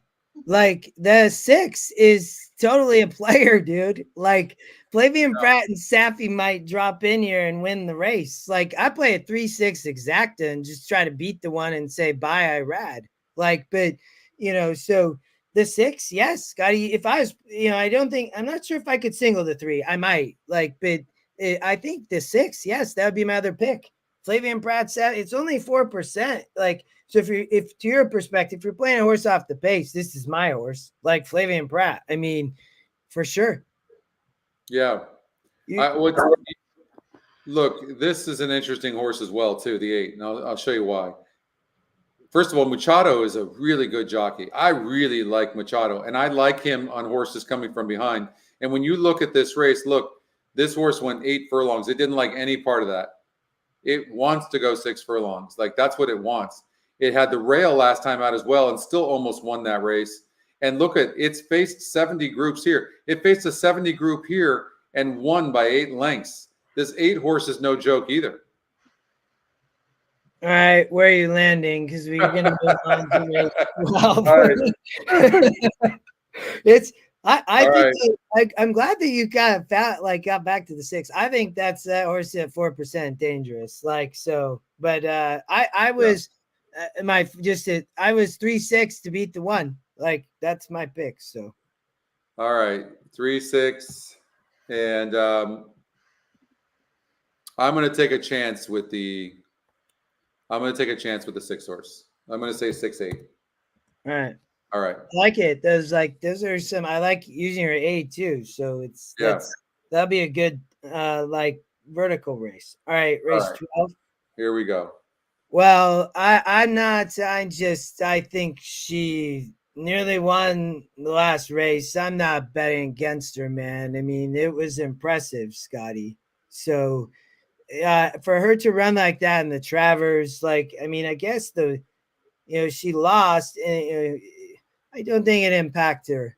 I think I don't know, man. She had she's coming back quickly for a race that was like that. Like, it's going to come a point where she's going to throw in a clunker. Is this the race? I don't know. It could be. I mean, it might, right? I mean, she's 40%. She's going to be a massive favorite. She's going to be 1-9. Yeah. She's not going to be 1-2. She's going to be 1-9. Who would be the horse that would beat her? So let's just go like this for a moment, and then look, we have 2 double blues. We've got the 1 and the 5 double blues. So the 1 is Power Squeeze. I followed Power Squeeze for a long time. This horse. She is no joke. She is a very, very nice horse. She won the Alabama. She's very, very nice.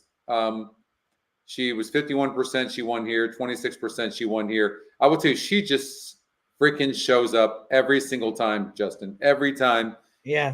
I would not be surprised by a really good effort. But I don't know how she does it, but she just shows up every time. No, the picks have, Torpedo Anna and Power Squeeze. Like, so, the way when I looked at this guy, okay, the Mystic Lake Gun Song, they're going to be up front. Mystic Lake, the GSR is dropping. I don't necessarily love that. Stretching out to 2 churns here. I'm like, I guess this is a stretch with Mike and Safi on the front end with the 8. So I'm like, okay, the 7 Gun Song. You won last out on the lead. I thought there was going to be some pace here going 2 churns. They're both going to be an outer post, Torpedo Anna, like she's just better than all of them. Like I'm not like really worried about the 3. I mean, Brad Cox, Flavian Pratt on the 3, but did race at Ellis, Scotty, in a 78. She's lightly raced. She won an 80. So I think, okay, I didn't like the 7 or 8. I'm like 3. So then I didn't really Paco Lopez on the 2 and Everland and the 5 and the 5 Cinemar. I wasn't on any of them. So I was like, I'm between the 1, 3, 6. I don't think the 8 on the front end, it is the long shot. So like, okay, can we beat her if she doesn't even throw in a clunker? If she's run second is how I looked at this race. Can it happen? Okay. Well, Power Squeeze, it's Irad, it's 6 of 10. Like, it's like you said, she's a player and she's the second pick. And then can Cox and Pratt get, Tarifa to be a great horse for Godolphin. You know, she didn't run 2 back in the Oaks. And then she ran okay, you know, at Ellis and ran second to 78 in a 5-horse field as the favorite. So I'm like, okay, is she really as good as Torpedo Anna? Because power squeeze is pretty good. Is the 3 really going to improve here? It comes from Fairground. I think it's a legit horse for Godolphin. You know, the GSR is a 90. You know, I mean, it's a great race between the 3 of them. I think that, you know, Tarifa is, you know, I think ultimately, Scotty, I was probably looking to Torpedo Anna and then Delgado with Irad, and like, can't Power Squeeze get it here? Can she? I mean, she's 6 of 10. She's the real deal, you know, and she's going to be on the rail. You know, she was on the rail before. She lost and she's won, and like, she has great ability. I think I would say Torpedo Anna too good. But I think the 1 is the only other player. Okay, me too. Okay, let's go to race number 13, grade 1. What a great day, the Pennsylvania Derby. And let's run this race. I don't think the 9's going to win. Uncle Heavy doesn't look likely as well. 5's going to be well back, huh? Early.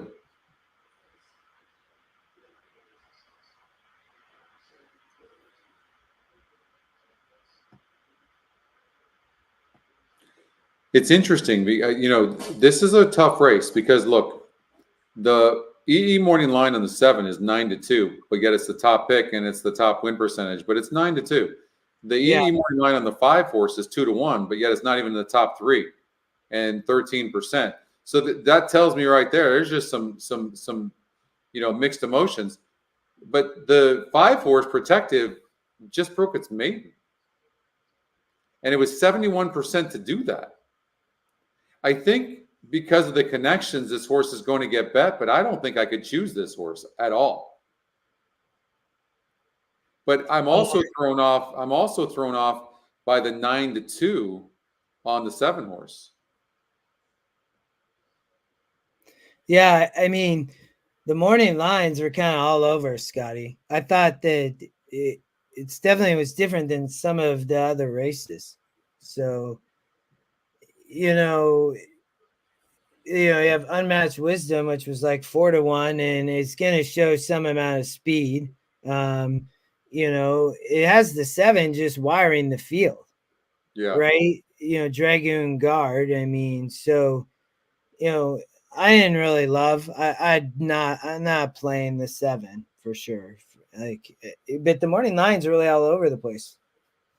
What about the 11 horse Stronghold? It's 8-1 on the EE morning line. I mean, yeah, it won at Sunland Downs, at Santa Anita. That was a weak grade 1. That was a 66 SOR. It was a really, really weak race. This horse is really fast, the 7, but there's some speed in here. Like the 3 horse could really duel and hurt. You know, you got a 5% jockey. It's like, hey, I'd like to be. I want to be in the lead. You know, somewhere at the beginning of this race. You know what I mean? At least, like, you know. But look at when this horse clears, man, he's tough. The 3 is, you know, and the 3 is definitely in there, and it's like, man, this horse is gonna mess with the pace, Scotty. Like that's the simulator said that. Look at the first call, the simulator says that the 7 horse will be over 2 lengths in front of the 3, and it's the 8 horse that's interestingly fast. The simulator is saying, and you can see that. So if that's the case, if we throw out the Travers debacle of Unmatched Wisdom, look at what this horse did. It was never meant to run in that race. We know it. Forget it. Like, I never even considered Unmatched Wisdom in that race. But here, because of that poor performance last time out, maybe the system is not really loving this horse as much as it should. And maybe this 8 horse is a horse that can't be ignored.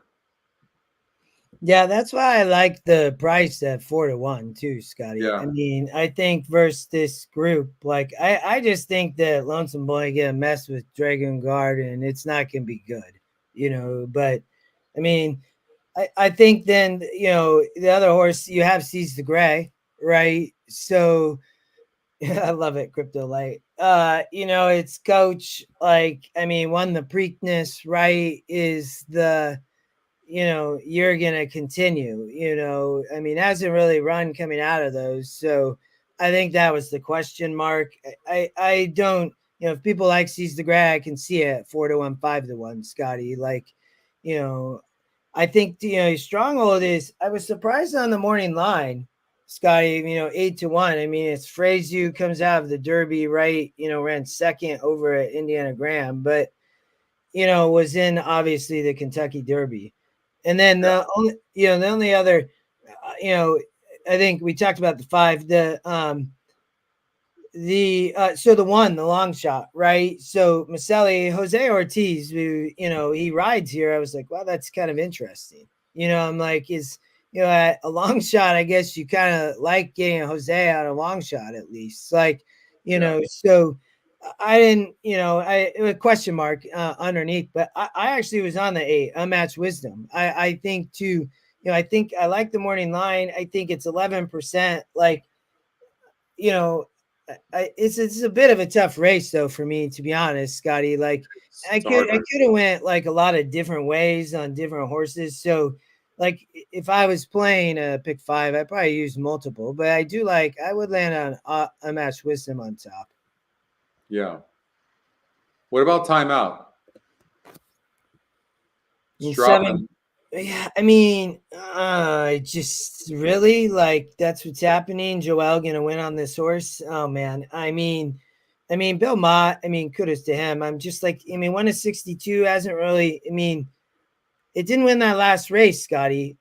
I don't like when that happens. Like, and so what was the excuse? I don't know. I mean, ran on but that was a 60. Yeah. Like, at least the 8, you can have a big excuse. So I think I'm like, just get rid of that big. They knew they had a good horse. I think Chad knew, so it's Flavian, it's Chad. Like, I mean, you're gonna get a great price on the 8. So Are we ignoring the 5 too much?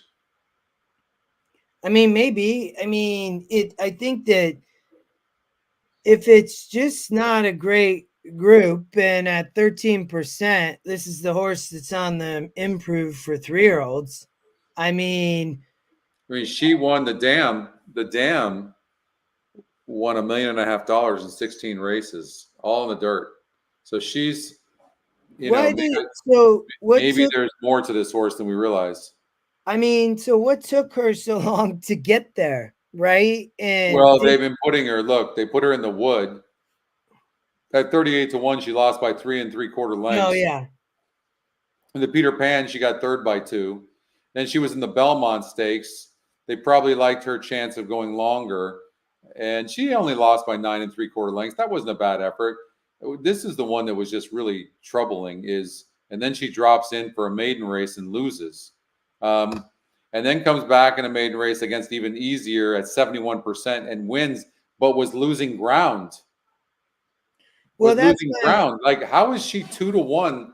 That's the only reason why we're still talking about this horse. How the hell is she 2-1? I don't know. I think maybe 2-1. It's like, because I think I'm actually glad we should spend just a moment on this, because she has all those SORs, Scotty. So, or sorry, it's a 3-year-old colt for Rapoli stable, but I'm like, oh man, I mean, you won at 10. Like, I just could not, I can't. I just thought the 8 again, like, but I couldn't. It's crazy, the 2-1 morning line, but I think it's just because was all of those SORs. Like, why did they not have protective break his maiden? I feel like that, like, and then finally did, but I don't like that. That's how I got around the 5. But yeah, if this group's not very good, it's the 3-year-olds and an up and coming horse who I think is the 8. But I guess the 5 winning last out's gonna win. I mean, But man. look, Dragoon Guard is Juddmont. This horse has got 4 wins in 1 second. It went on the shelf here after its first start. Clearly, this horse is good. Clearly, it's fast. It looks like it can rate. We looked at all the horses. Nobody really looks all that great. You've got the My Racehorse, who's got 4 wins in 12 races, but he either wins or it just doesn't run a lick. You can see that it's consistent, right? And not for me. Right, and it seems to need to be near the lead for its best, and it's not even near as fast as what the 7 is. Like, you can see that clearly. It's a length and 3/4 lengths back. So this is the 7 horses race to lose. It really is.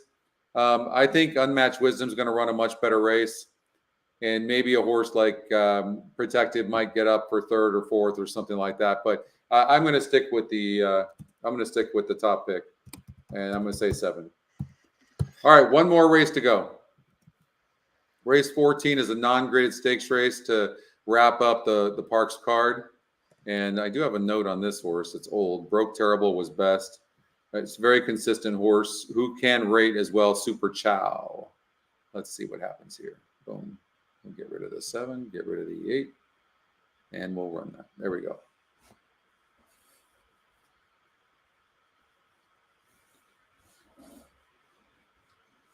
The Parx Sprint, 6.5.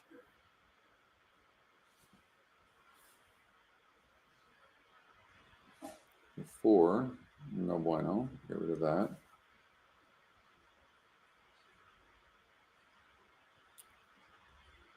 So look, every horse is within a length and a half. Yeah. Like, you know what I mean? Like, let's try to sort this out. So we take and we sort the EE morning line.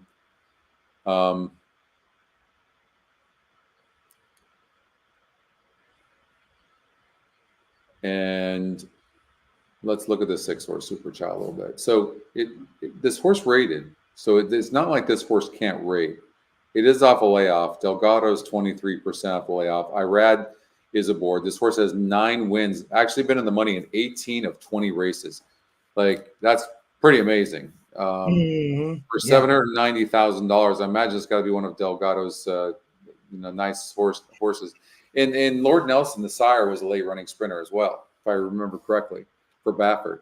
We talked about Leah Farms, Scotty, earlier when in one of the state breds. I think I was on a horse from them for a connection. So just keep going. But I just noticed. Yeah. We'll just take one horse at a time. Then you've got this horse who dominated in an optional claiming, hadn't run very good here. Then comes in here, was 37. It went up a little bit in the non-grid. It was an easy non-graded stakes race. Has 6 wins. I think at this level, I really do think that the horse is in over its head. Here, yes, it ran pretty good, but that was a cheaper allowance race, and it got second. There was only 3 other horses in this race. I just really think this horse is in over its head, even though it's certainly a nice horse. The 5 would not be one of my top plays. This horse got claimed for 62.5, and Brad Cox is 32%. Yeah. I know. Yeah. Off the claim. And That's pretty amazing. And Pratt rides. Yeah. Jockey trainer combination of Brad Cox and Pratt is 30% in 142 races. So they, but look at Recruiter. I mean, they're 41%. Like, look at all this. I mean, this is a really, really tough race. So, Top Gunner certainly deserves a look. It doesn't really have the back class to really fit in this race.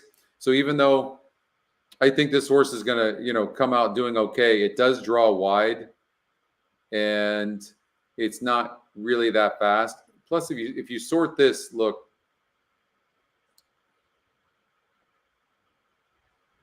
I think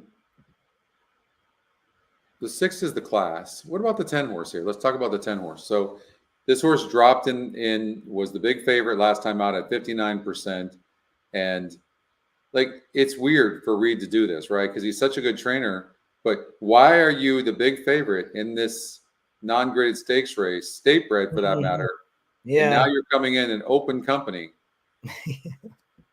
Yeah. And, right. And what happened? Did they know something we don't know? Like, because if you look at the races before, but this horse threw in a clunker last time out. There's no way of knowing unless you're in the connections. Lacked response. Something happened. No changes. It has the 6 Scotty, and then the 2 Guardian Knot are right there at the race sim. They're like both right there at the finish. But the 2 horse seems to need to be near the lead for its best. That's the style of this horse. Yeah. And it's not fast. No, I know. Yeah, it doesn't break great. Like, I mean, Ness has had this horse for a while. No, I agree. Like, so it's gonna be further back, I would imagine. Let's look at the second call. I mean, the simulator has this horse 3 1/4 lengths back and then yeah, I can't take this horse. This horse is going to be too far back. I can't take the 10.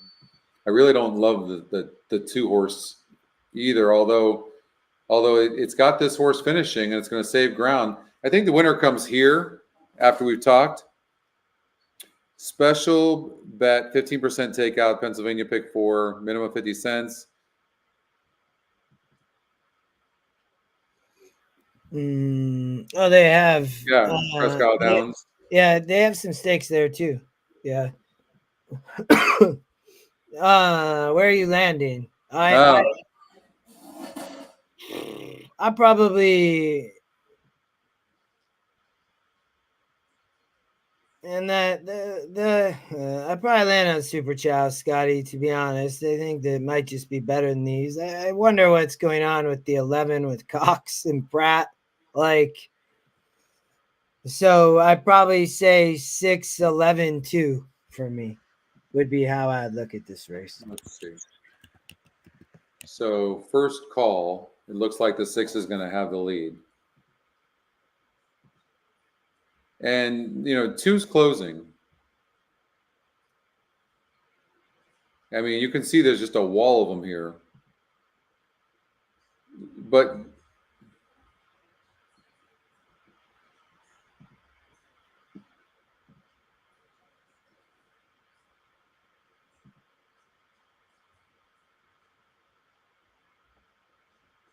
I think the 6 can rate a little bit, Justin, too. But I don't think it's going to need to. I really do think it's going to most likely have the lead, right? It's 3-1 in the E morning line, top win percentage, top equine edge pick. It's got a really good GSR, and it looks to be the class of the race, which gives me comfort of thinking this horse is going to most likely have the lead. 18 placings in 20 tries. I mean, if your connections, right, you're loving. I mean, Delgado's done a great job, and Irad's going to take the lead here. Yeah, I'm going with the 6. All right.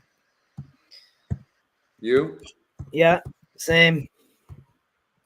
You want to take a stab at a second place horse? I said 6-11-2. 11 in second. Yeah. Okay. I just maybe Pratt Cox here, but I think Super Chow would be tough.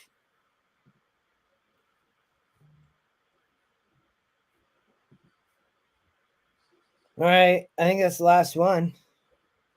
It is. I'm just looking to see if I can find a horse that maybe I would like for a second place. To be honest with you, I kind of like your 11 for a second, to be honest with you. 2 is going to be finishing, but it looks like the type of horse that gets third. Look, a third here, a third here, a third here. You know what I mean? Like, it just looks like that type of horse. I see more of a third place finish.